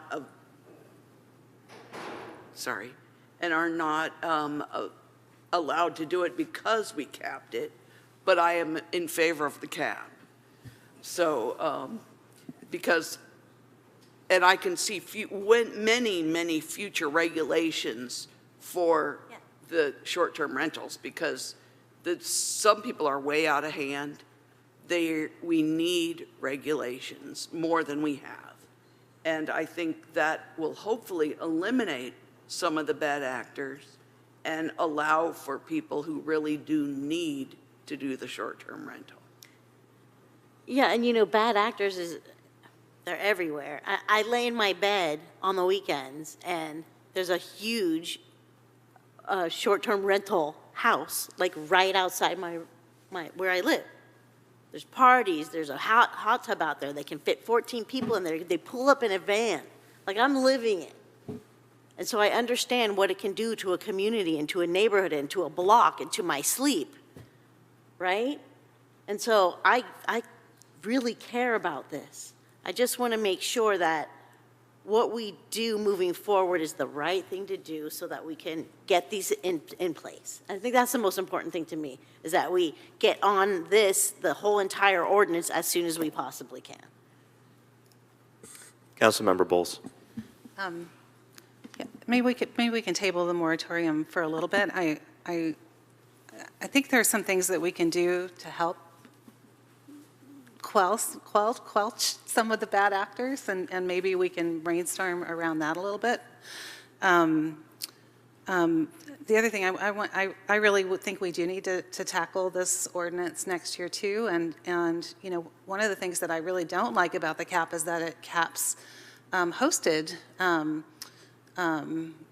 short-term rentals too. So someone trying to rent a bedroom in their house to help pay their mortgage, there's no more permits. And we should not be capping that at all, in my opinion. Those are not the bad actors, the people that are there, you know, making sure that the rules are followed and so forth. And that also limits the city's ability to make more money on short-term rentals too. So, you know, that's both ways. One of the things that was suggested in one of the letters was actually reaching out to Airbnb and asking them to put license numbers on the website.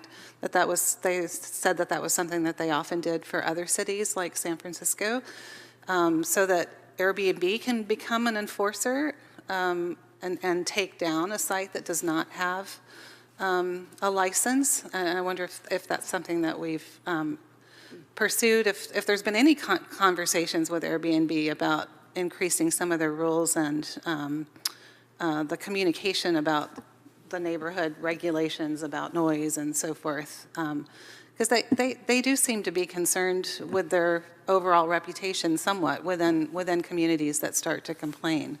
So I'm just curious what our outreach has been there. Well, I can start. One of my intentions is to, regardless of this decision, is to follow up soon with Airbnb about what they are doing regarding their bad actors, because they have rules themselves, and we have a voluntary reporting agreement with them, and they submit the TOT, et cetera. But they're typically, as the corporate sponsor of these, they're not that proactive regarding enforcement issues, and we want to talk to them more about that. When we first struck up the agreement, we had those conversations, and that was back in a time when they, as a corporation, were pushing back pretty hard on this stuff. And, you know, I think we want to see what we can do, and if they've implemented what you just mentioned about license number, we can explore that, and so they might be familiar with that. I just know, and this goes back several years, we haven't been able to make a lot of headway with that corporation on this function, and I don't know if Mr. Murdoch or Carter have more. And I as well was involved in those preliminary discussions with Airbnb, and I also happened to be in discussions with Airbnb for another jurisdiction, a much larger jurisdiction. And I can tell you my discussions for the much larger jurisdiction were much smoother than the discussions that we had with Pacifica. And I asked them why. And they said, because you don't have as big of an Airbnb market. And so what happens, the reason they are much more amenable to negotiating and working and perhaps even doing enforcement for a community like San Francisco is because obviously their Airbnb market is much larger there. And they were very upfront about it. And that was, you know, certainly many, many years ago, and I have not had communications with them since that, but I will tell you that was their attitude when we were negotiating them with Pacifica, and I was negotiating with them for another community where my negotiations were 180 degrees different, and that was why. So just to reiterate, my point is we have some, as has been mentioned by staff, we have some ongoing and working with HDL enforcement matters that we want to work on this program, and so we do want to bring Airbnb back into that, and to the extent we can do VRBO as well, but so that we can learn more and see what improvements we can make. And it seems like just putting that license number on there would be something very, very easy to do. So some of the other things that are mentioned briefly in the staff report is that, like, fines, that's something the council can re-look at. I don't have the page number of where that was in the staff report, but is that something that's an easy thing to do? I mean, are we really only charging $100 if someone is operating illegally, you know, as a first fine? Again, it's trying to recapture the staff time and the consultant's time, but also maybe we can start to establish a fund for doing proper legal documents as we move forward. That would involve enforcement and things, right? So would that be part of the larger discussion that we would have moving forward, or are you talking about a short-term? I'm just talking, I think it was just where did it say? So this was from packet page 141. Thank you. 9-4-4907. It says city council may establish fines for violations. So is that something that we can revisit to help stem the tide of illegal? So as a general matter, violations of the Pacifica Municipal Code can be enforced in 3 different ways, and the city attorney can clarify as necessary. There's a criminal approach, which is extremely rare. There's a misdemeanor citation approach, which allows up to $1,000, but has particular requirements to implement. And then there's the administrative citation process, which is by far the most common approach to addressing zoning violations, for example, when voluntary compliance cannot be reached. And by state law, cities are limited to, or at least general law cities are limited to $100 for the first violation, I believe $200 for the second, and $500 for the third and subsequent administrative citation violations. So we do have that opportunity to pursue fines when we take code enforcement action. But again, that's not the city's traditional and certainly not the first response to most code enforcement situations. But at those fine levels, when they're charging up to $2,000 a night, I mean, they're just going to laugh, right?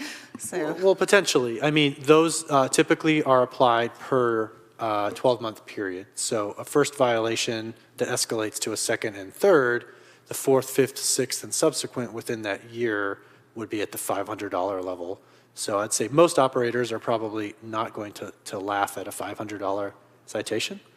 But if they're charging $2,000 a night, perhaps that's a cost of doing business. It's hard to say. That's why citations are one of the tools in the enforcement toolbox, and there are other more severe sanctions that the city attorney's office can assist with by going to court and seeking remedies in that fashion. Councilmember Beckmeyer is next, and then I'm going to take a turn. We are getting close to needing a time check and a motion. One thing I just wanted to ask, it occurred to me that the Coastal Cities Group is meeting on Thursday, and one of the things we're going to do is approve our work plan, and the work plan includes develop understanding and position, no wait, wrong one. Develop understanding and position on evolving short-term rental issues in the coastal zone. It was very vague, but it's happening with so many cities, and I wanted to ask for your Peninsula group with League, with the city managers group, like, can we start asking everybody to, because I'm sure this is an issue for everybody. I mean, for coastal cities, it's a specific issue because of the the approval requirement from the Coastal Commission. But in general, this whole notion of bad actors and housing, and is it affecting your housing, and how much, and all of those issues, I think we should be bringing this forward in all of our state and regional committees. And I appreciate your comment earlier that the cap, in a sense, acts like a natural moratorium since we're butting right up against the cap, except coastal zone, and however long it takes for the Coastal Commission to give us a yay or nay on our cap. And in the meantime, I keep rehashing my nightmare scenario, specifically because I'm trying to figure out how hard I might want to push for a moratorium while we've been discussing what it means to have a moratorium. I think that, to my mind, to have a moratorium in place without a clear next step is hard. Maybe that clear next step is just goal setting and we figure out what direction staff takes, part and parcel with the moratorium, and then that moratorium is there until we get that together. But what was helpful for me were hearing those amendments whereby we give our administrator the leverage to create those rules in such a fashion that in a worst case scenario, if those permits are issued in the coastal zone in a way that personally I don't prefer, we're able to walk them back pretty darn quick. It sounds like within a year time frame based on what I heard described to me and what these amendments to what's before us would enable. And so that helps me to be more comfortable putting the cap in place with the understanding that, yes, those permits could be issued in the coastal zone before the Coastal Commission has the opportunity to weigh in on our cap one way or the other, but then it's relatively simple vis-a-vis this amendment to the text to then walk them back shortly thereafter.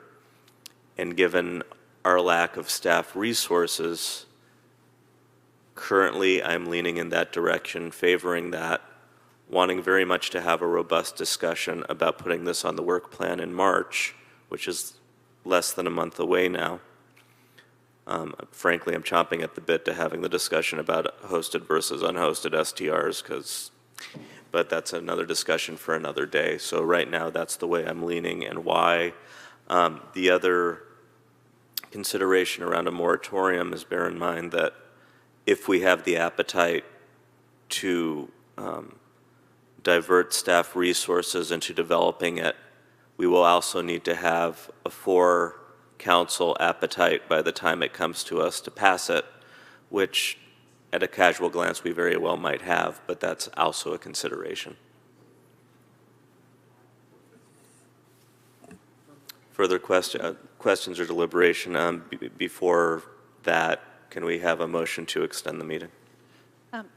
Just one more idea on ways that we can tighten things up. I'm sorry. For a motion. Oh, I'm sorry. I was kind of asking for both simultaneously, and so I Let's hear do the that. motion first. Very good. I move that we extend the meeting to 11:30. Extend the meeting, sorry. Second. Motion and second, please vote.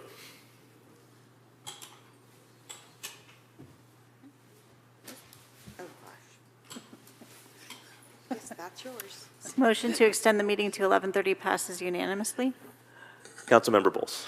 Sorry, I misheard you.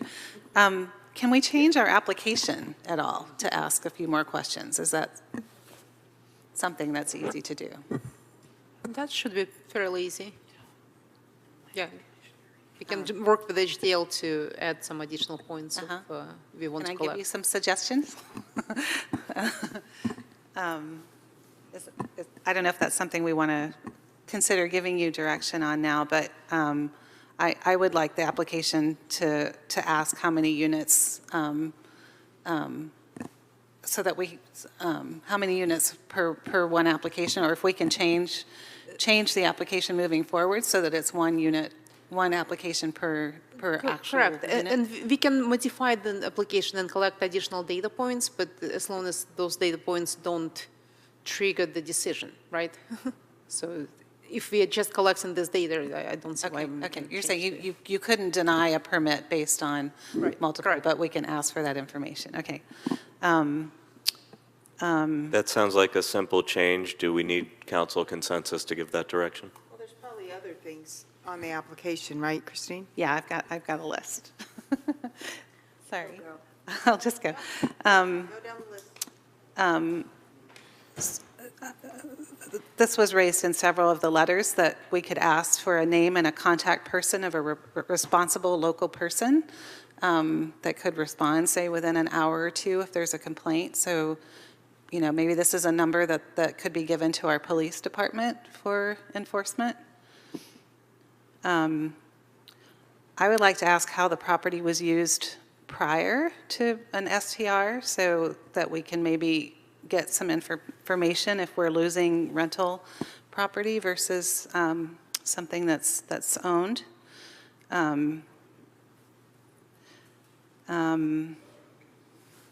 Talked about the business license. And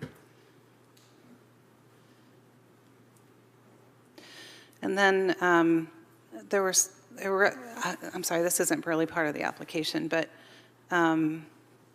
how do we, checking to make sure that there aren't active violations or open permits, because I've heard that happen a couple of times on some of these units on Esplanade, so that we don't give a business license if there's an ongoing complaint or unpermitted work being done. So are you asking if the operator will self-report any current I guess violations, not. or you're asking about I guess the not. enforcement? I guess that's really a question of whether we check that when an application comes in. City Attorney? Yes, thank you, sorry. So that our business license tax, it's an odd, it's not, it's really for a tax. It's not necessarily regulatory. So we cannot deny a business license tax because there are code enforcement violations or other violations with the business. The business license tax is something that they are entitled to receive so long as they meet all the requirements in our business license tax ordinance, which was adopted by the voters. So to change the requirements in order to receive a business license tax would not be possible without modifying the ordinance, which requires a vote of the people, assuming, you know, the tax is in any way being modified. So you cannot use the business license tax. It's a revenue generator. It's not necessarily a regulatory scheme, if that makes sense. And what I might add is that in a future revision to the ordinance, there are other things that we could require as part of the application, for example, similar to what we do for the cannabis business program. Is that correct? Kind of a question for the city attorney. So if we wanted to ask, if we wanted to have a provision that said if there's, you know, certain violations on the property, then you're not going to get permitted or something like that, right? We'd be able to require that. So I want to offer my input as the planning director. So I think any of these are possible.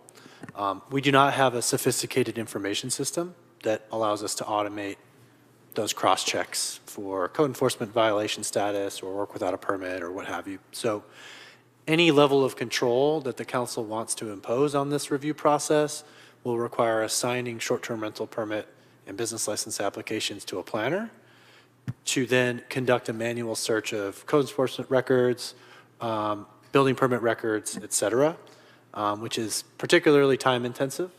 And, you know, for one short-term rental permit application here or there would be able to be absorbed in our workload.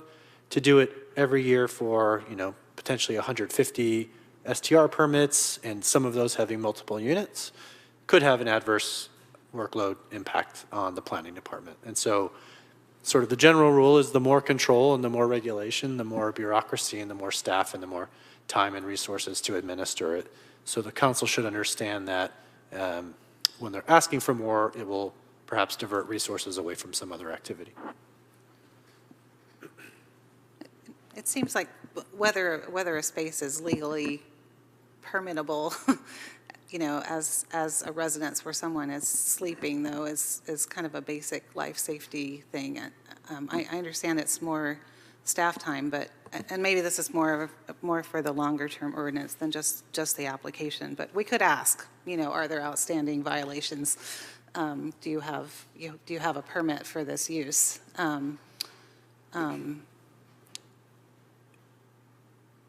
Mayor Big Stick, I do want to raise one point for city attorney's opinion. I think it's important, particularly Councilmember Bowles, your mention of name and contact of a local contact person. To me, that's a question that imports a regulatory requirement that's not in the ordinance currently with respect to a local and what that means. That's not to me, that could serve to discourage someone from making an STR permit application.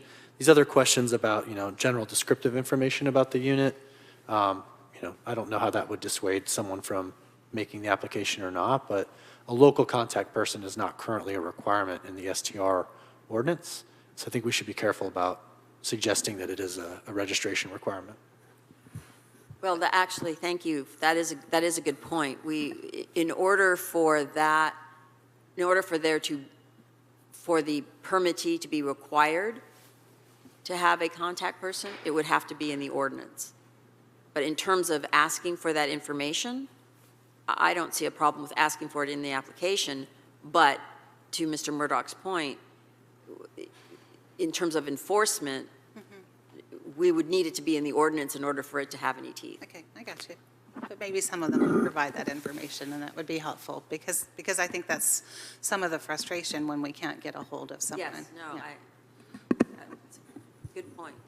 I think in the application, we could probably say name and contact of local person if available or if applicable.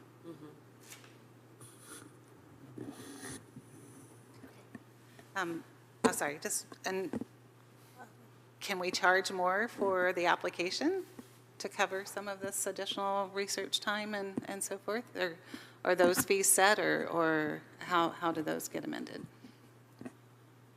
Fee schedule? Yeah, that's a fee schedule You mean the permit application? Yes, what are the fees that you charge So in order to the permit process a short-term rental permit? The permit application is $150 currently. 550? 150. Why, oh, no, that's not very much. And so when we review the budget in the subsequent months, the fee schedule will come before us, and we can absolutely have a discussion about that at that time. Does staff need a consensus of council in order to take that direction on the changes to the forms?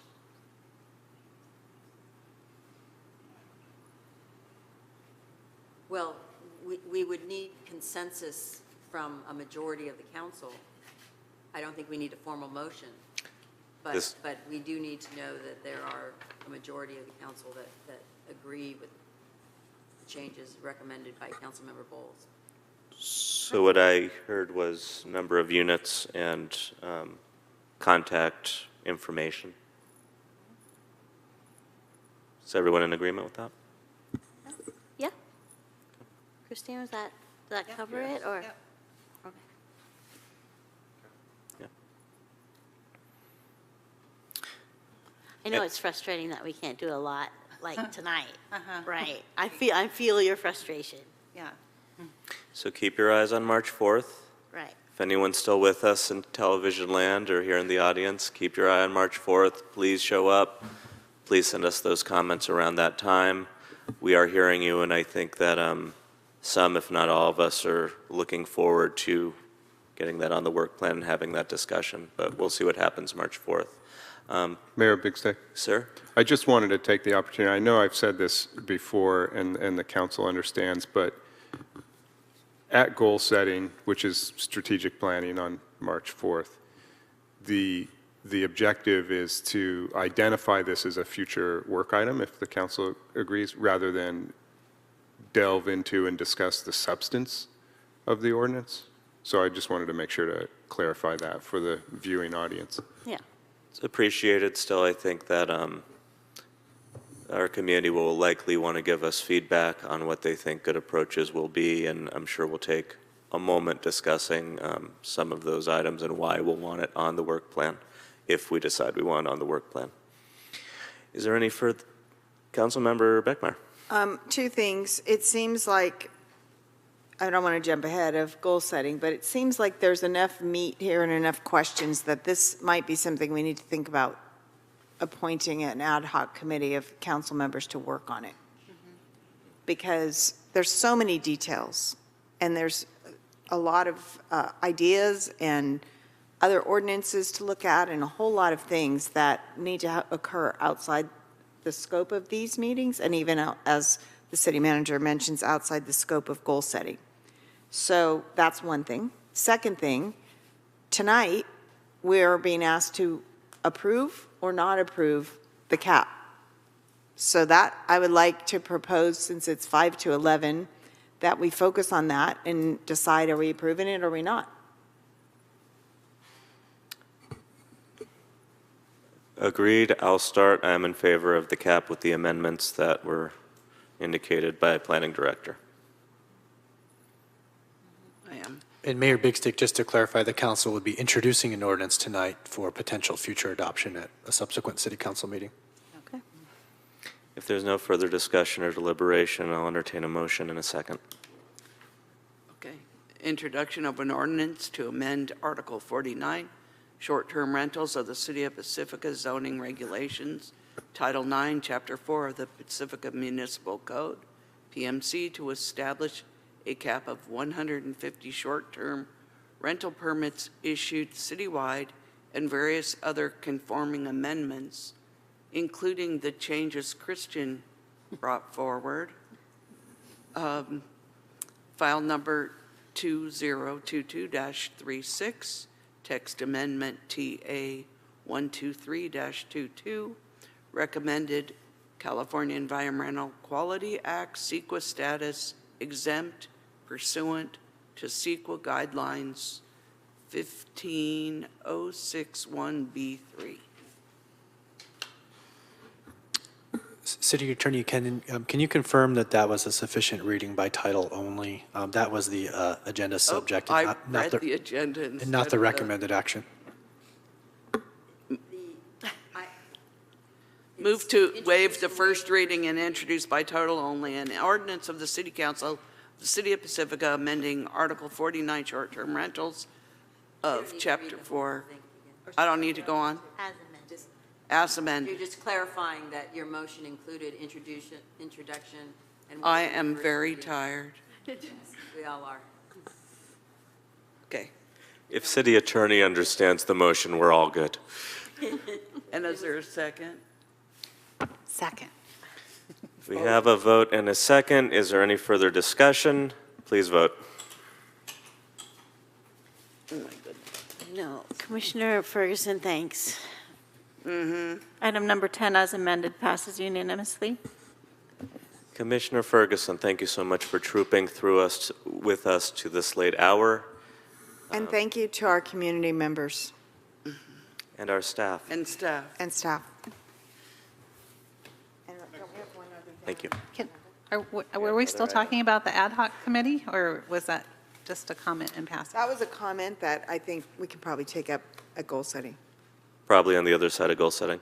Yeah. So finally, under consideration, we have item 11, Anza Pump Station Repair Project, additional budget authorization for construction and construction services management. Proposed action, adopt a resolution increasing the Anza Station project's construction contingency budget by $232,600, which is 10%, to the total contingency, $697,800. 30%, bringing the total construction authority to $3,023,800, and authorizing the city manager to extend the term of the contract with D.W. Nicholson Corporation and execute any additional construction change orders within the amended construction budget, and adopt a resolution to authorize the city manager to execute a task order number 2, attachment B, to the consultant master services agreement with Girardelli Associates Incorporated for professional engineering services in an amount not to exceed $88,435, which includes a contingency of 15%, and add this amount to the overall project budget. Staff report, please. Good evening, Mayor, Mayor Pro Tem and council members. Lisa Peterson, Director of Public Works. Thank you for the reading of the recommended action. I won't go through that again, but tonight we are here to, and with me tonight, I will also say, I have Nelson Slater. He is our wastewater engineering manager, and we are going to be talking about the Anza Pump Station repair and the additional budget authorization, which the mayor just went through. So for those of you that are here, I think most people know that the city suffered catastrophic fire damage at the Anza Pump Station in March of 2020. And Public Works Department, since that date, has been moving forward with the process of trying to get that rebuilt, the Anza Pump Station. It's a very complicated project. There's many elements to it that make it complicated. It's old. It's in the coastal zone. It also has, during COVID, we suffered a lot of supply chain issues in getting equipment, and continue to actually have supply chain issues as people are experiencing all over the Bay Area. Additionally, there were no as-builts for the pump station because it was so old. That means after you put a set of construction plans together, there's contractors get and they draw on those plans to actually show what was built. Those are called as-built or record drawings, and there were none for the pump station. So that means there were things out there that had happened or had been built that we didn't necessarily see in the original plans. So the other point related to the Enza pump station and its complications are that we're trying to get it done very quickly. I mean, even though it's been a long time, there's been a long process working with the Coastal Commission and also trying to get the plans together, moving forward to, going through all these issues that I just mentioned, but also just trying to get the project done as soon as feasibly possible, because obviously it is a hazard not to have it completely reconstructed. And right now, in the state that it's in, although we have been, and at this point have the project 70% built, which is good, we feel good about that, we still have no automation in the pump station. So with that, I'm going to pass it over to Nelson so he can go through his presentation and give you some more detail. Thank you. Thank you, Director Peterson. So first, what I'd like to do is we'll go back and we'll start with a little bit of background in the pre-fire condition here. And the photo you can see, that's approximately a 2017 picture of the Anza pump station. That is a stormwater pump facility. And most people know it as the 4 restrooms or the 4 doors that you can see there. Is there a pointer on this? No. And in the back southwest corner of the building is the PG&E service. And inside of this building, there are 2 small and 1 large stormwater pumps that are driven by gas engines. And just to let you know, small here is 30,000 gallons per minute. The large pump is 70,000 gallons per minute. That's quite big. So starting at the photo in the upper left-hand corner, this is as if one would stand on the roof of the old Anza pump station. That's a wood roof. And at the lower left-hand corner, that's looking at the roof from the inside of the building. In the upper right, you can see this is one of the natural gas engines. That's actually one of the big natural gas engines. And behind it is the big pump. And in the lower right, it's one of the smaller pumps and smaller engines. These are vintage era 1950s Waukesha gas engines. They're quite old. And as Lisa had just mentioned, that the fire occurred on March 16, 2020. The first picture on the left shows one of the destroyed restrooms. The middle picture is as if you were on the north doors. You've just gone through the doors, the double doors on the north side of the pump station. You're looking south. To your left is the back side of the restrooms. To your right is where you would turn into the equipment room, where the engines and the pumps are. And the photo on the right shows you that view of absolutely destroyed engines, pumps, and of course, electrical boxes. Another set of pictures just showing the devastation in the pump station. But I'd like you to, it's a little bit hard to see, but in the lower right-hand corner, the gentleman who's there, I don't know if that's Paul Lavarini or not, but just behind him, there is an appurtenance that is the right angle gear drive for the large pump. This was not destroyed. This is extremely good and has been extremely good for the city of Pacifica, and I'll get into that in the next slide. So with the fire background, we started off with an expedited repair and approach timeline. And before launching into the laundry list there, just to look at the photo on the right, the can, if you will, that has a little bit of a bluish color to it, that is what is known as the right angle gear drive. There's a very large pump beneath that, and that is the large pump. And it is run by this diesel engine, and you can see between the two there's a red cage, and that's protecting the drive shaft. That system has functioned since March of 2020, and there has never been an overflow at this pump station. That older pump and temporary diesel engine has gotten us through not just 2020 and 2021, but also the most recent events. And now I'll just go through the timeline. So we repaired the large pump drive. That's that blue can that you see on the picture.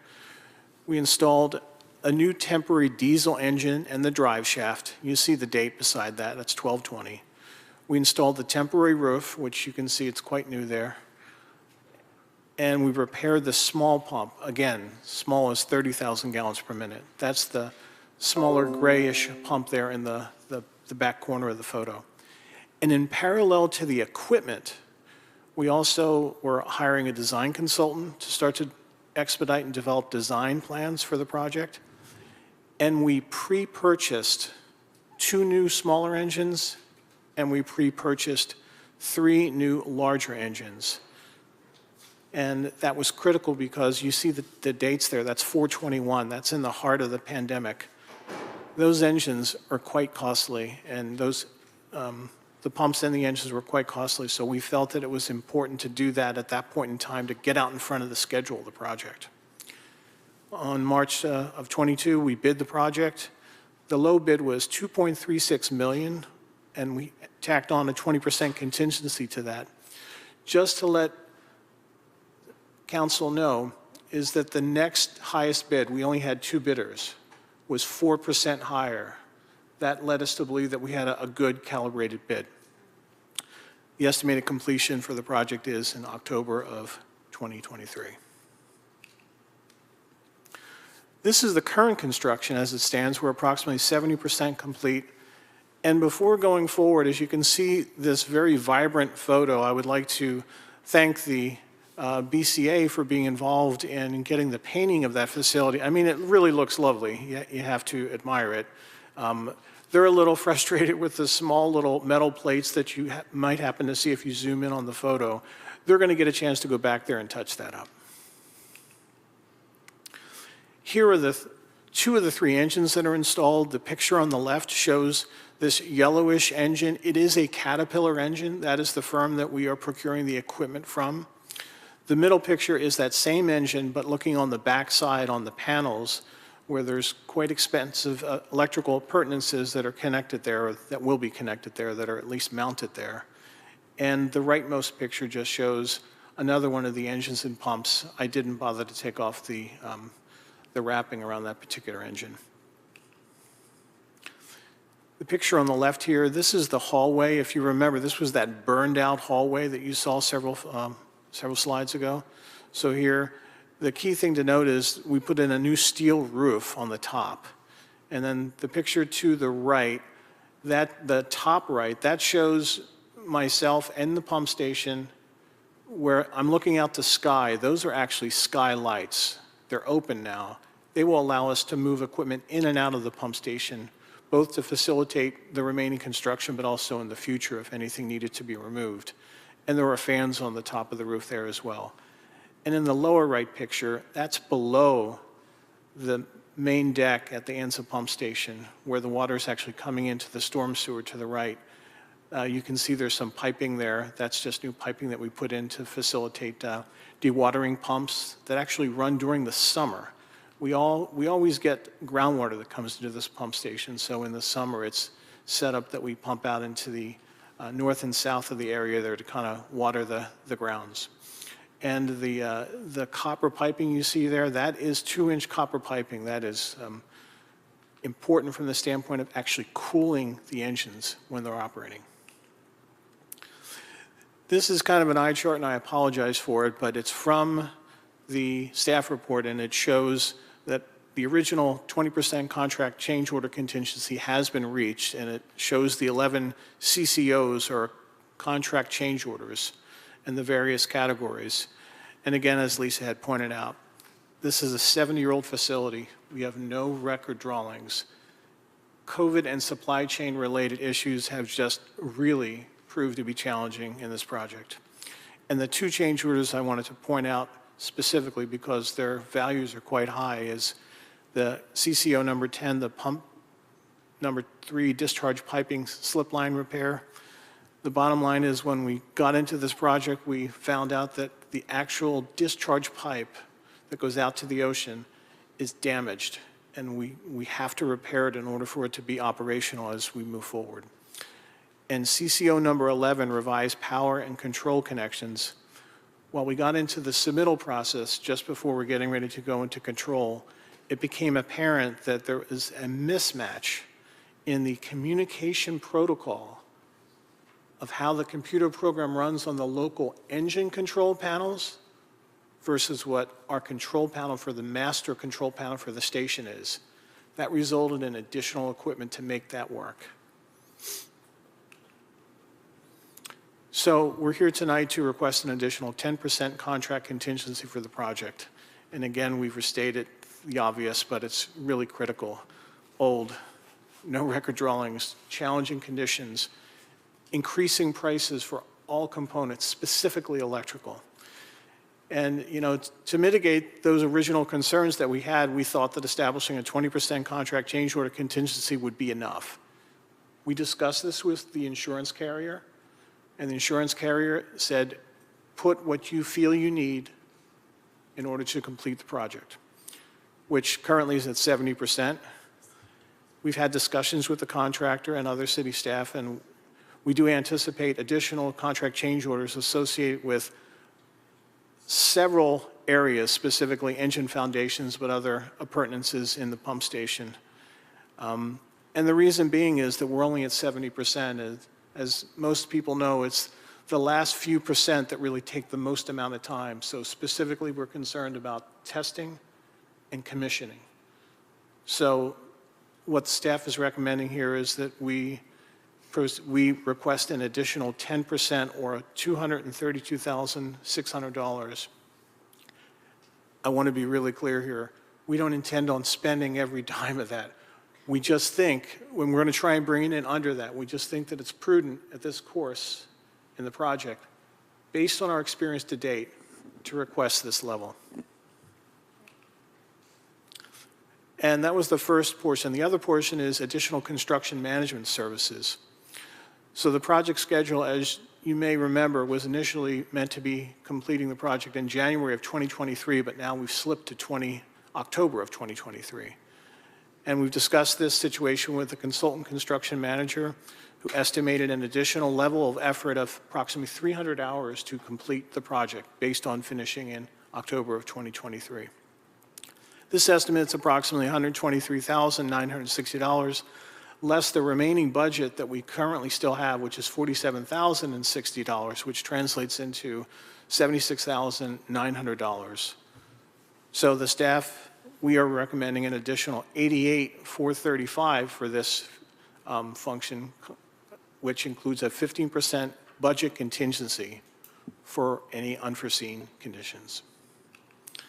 That was a lot of information. We're here to answer any of your questions. Thank you. Questions from council? Go ahead, Christine. Thank you, Nelson. I really appreciate all the information and the pictures to help us understand the space. Thank you. I'm just thinking about the timing mostly, and just making sure we're all up and operational before next year's rains. I understand we do have to apply for a coastal development permit with the Coastal Commission, that they're not allowing us to continue on the emergency permits. And so I'm just wondering if we have applied for that, and if we have a rough time estimate, you know, of what they would need. So, yeah, thank you, Councilmember Bowles. I can answer that. Yeah, so currently what the Coastal Commission is saying is the two elements of the station that we applied for the emergency coastal development permit, they're saying that they want us to submit a standard coastal development permit, and that's because of the amount of time, you know, that the project has taken. So we are in the process of putting that together, and we'll be submitting that, but we're going to be continuing to move forward on the project. The project will not stop. The only question I had was, as far as the extra money, insurance should ultimately cover that, correct? So everything that we've done at the Anza Pump Station is needed, and we believe it should be covered by insurance.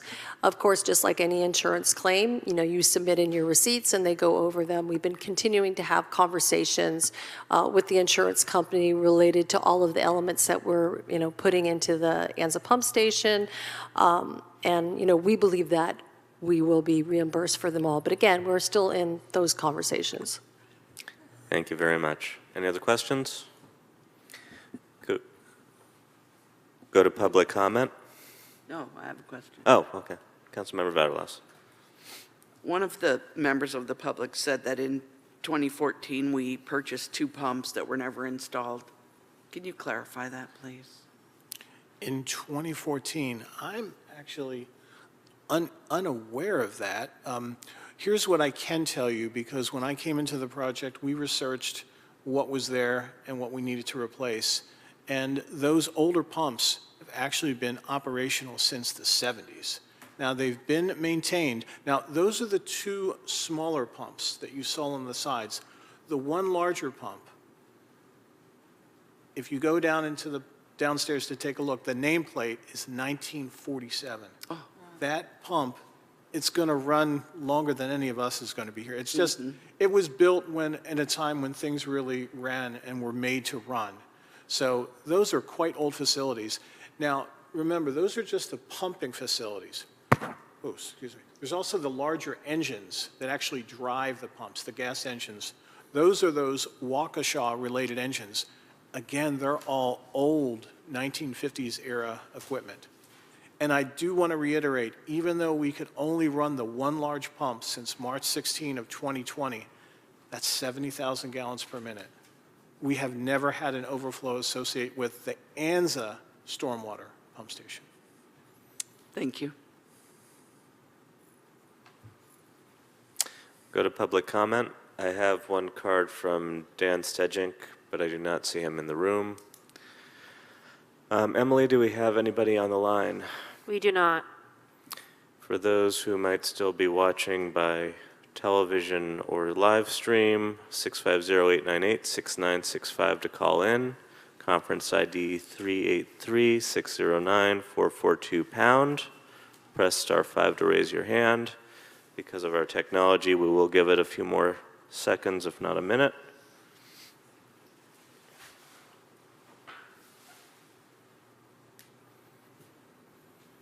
I have one audience member left. Would you like to comment? Emily, has anyone raised a hand? Closing public comment, bringing back to council for any other questions and deliberation.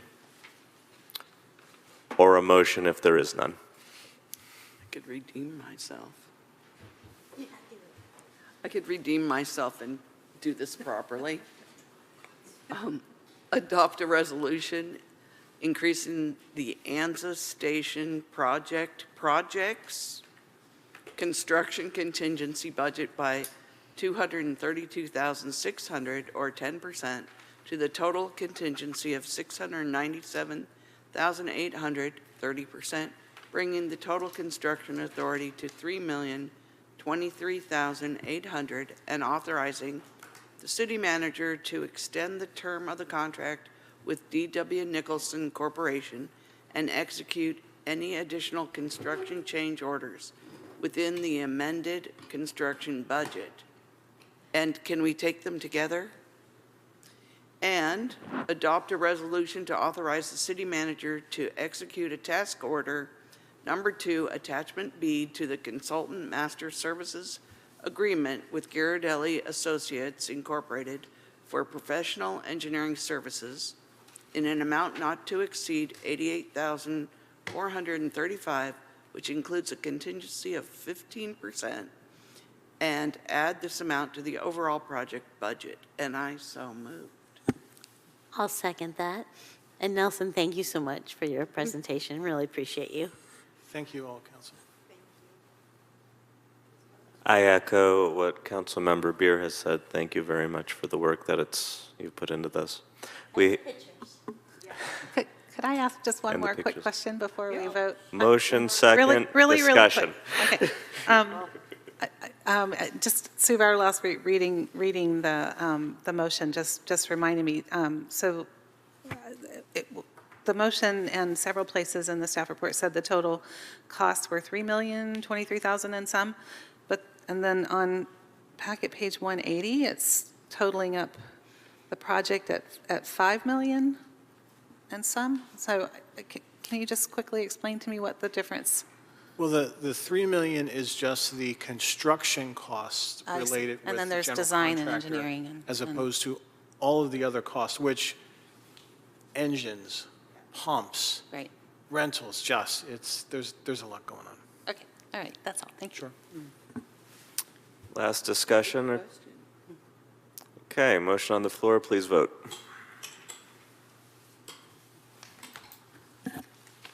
Item number 11 passes unanimously. Thank you, everybody. Thank you, staff. Thank you. Thank you, those who stuck around with us, and council. Meeting is adjourned.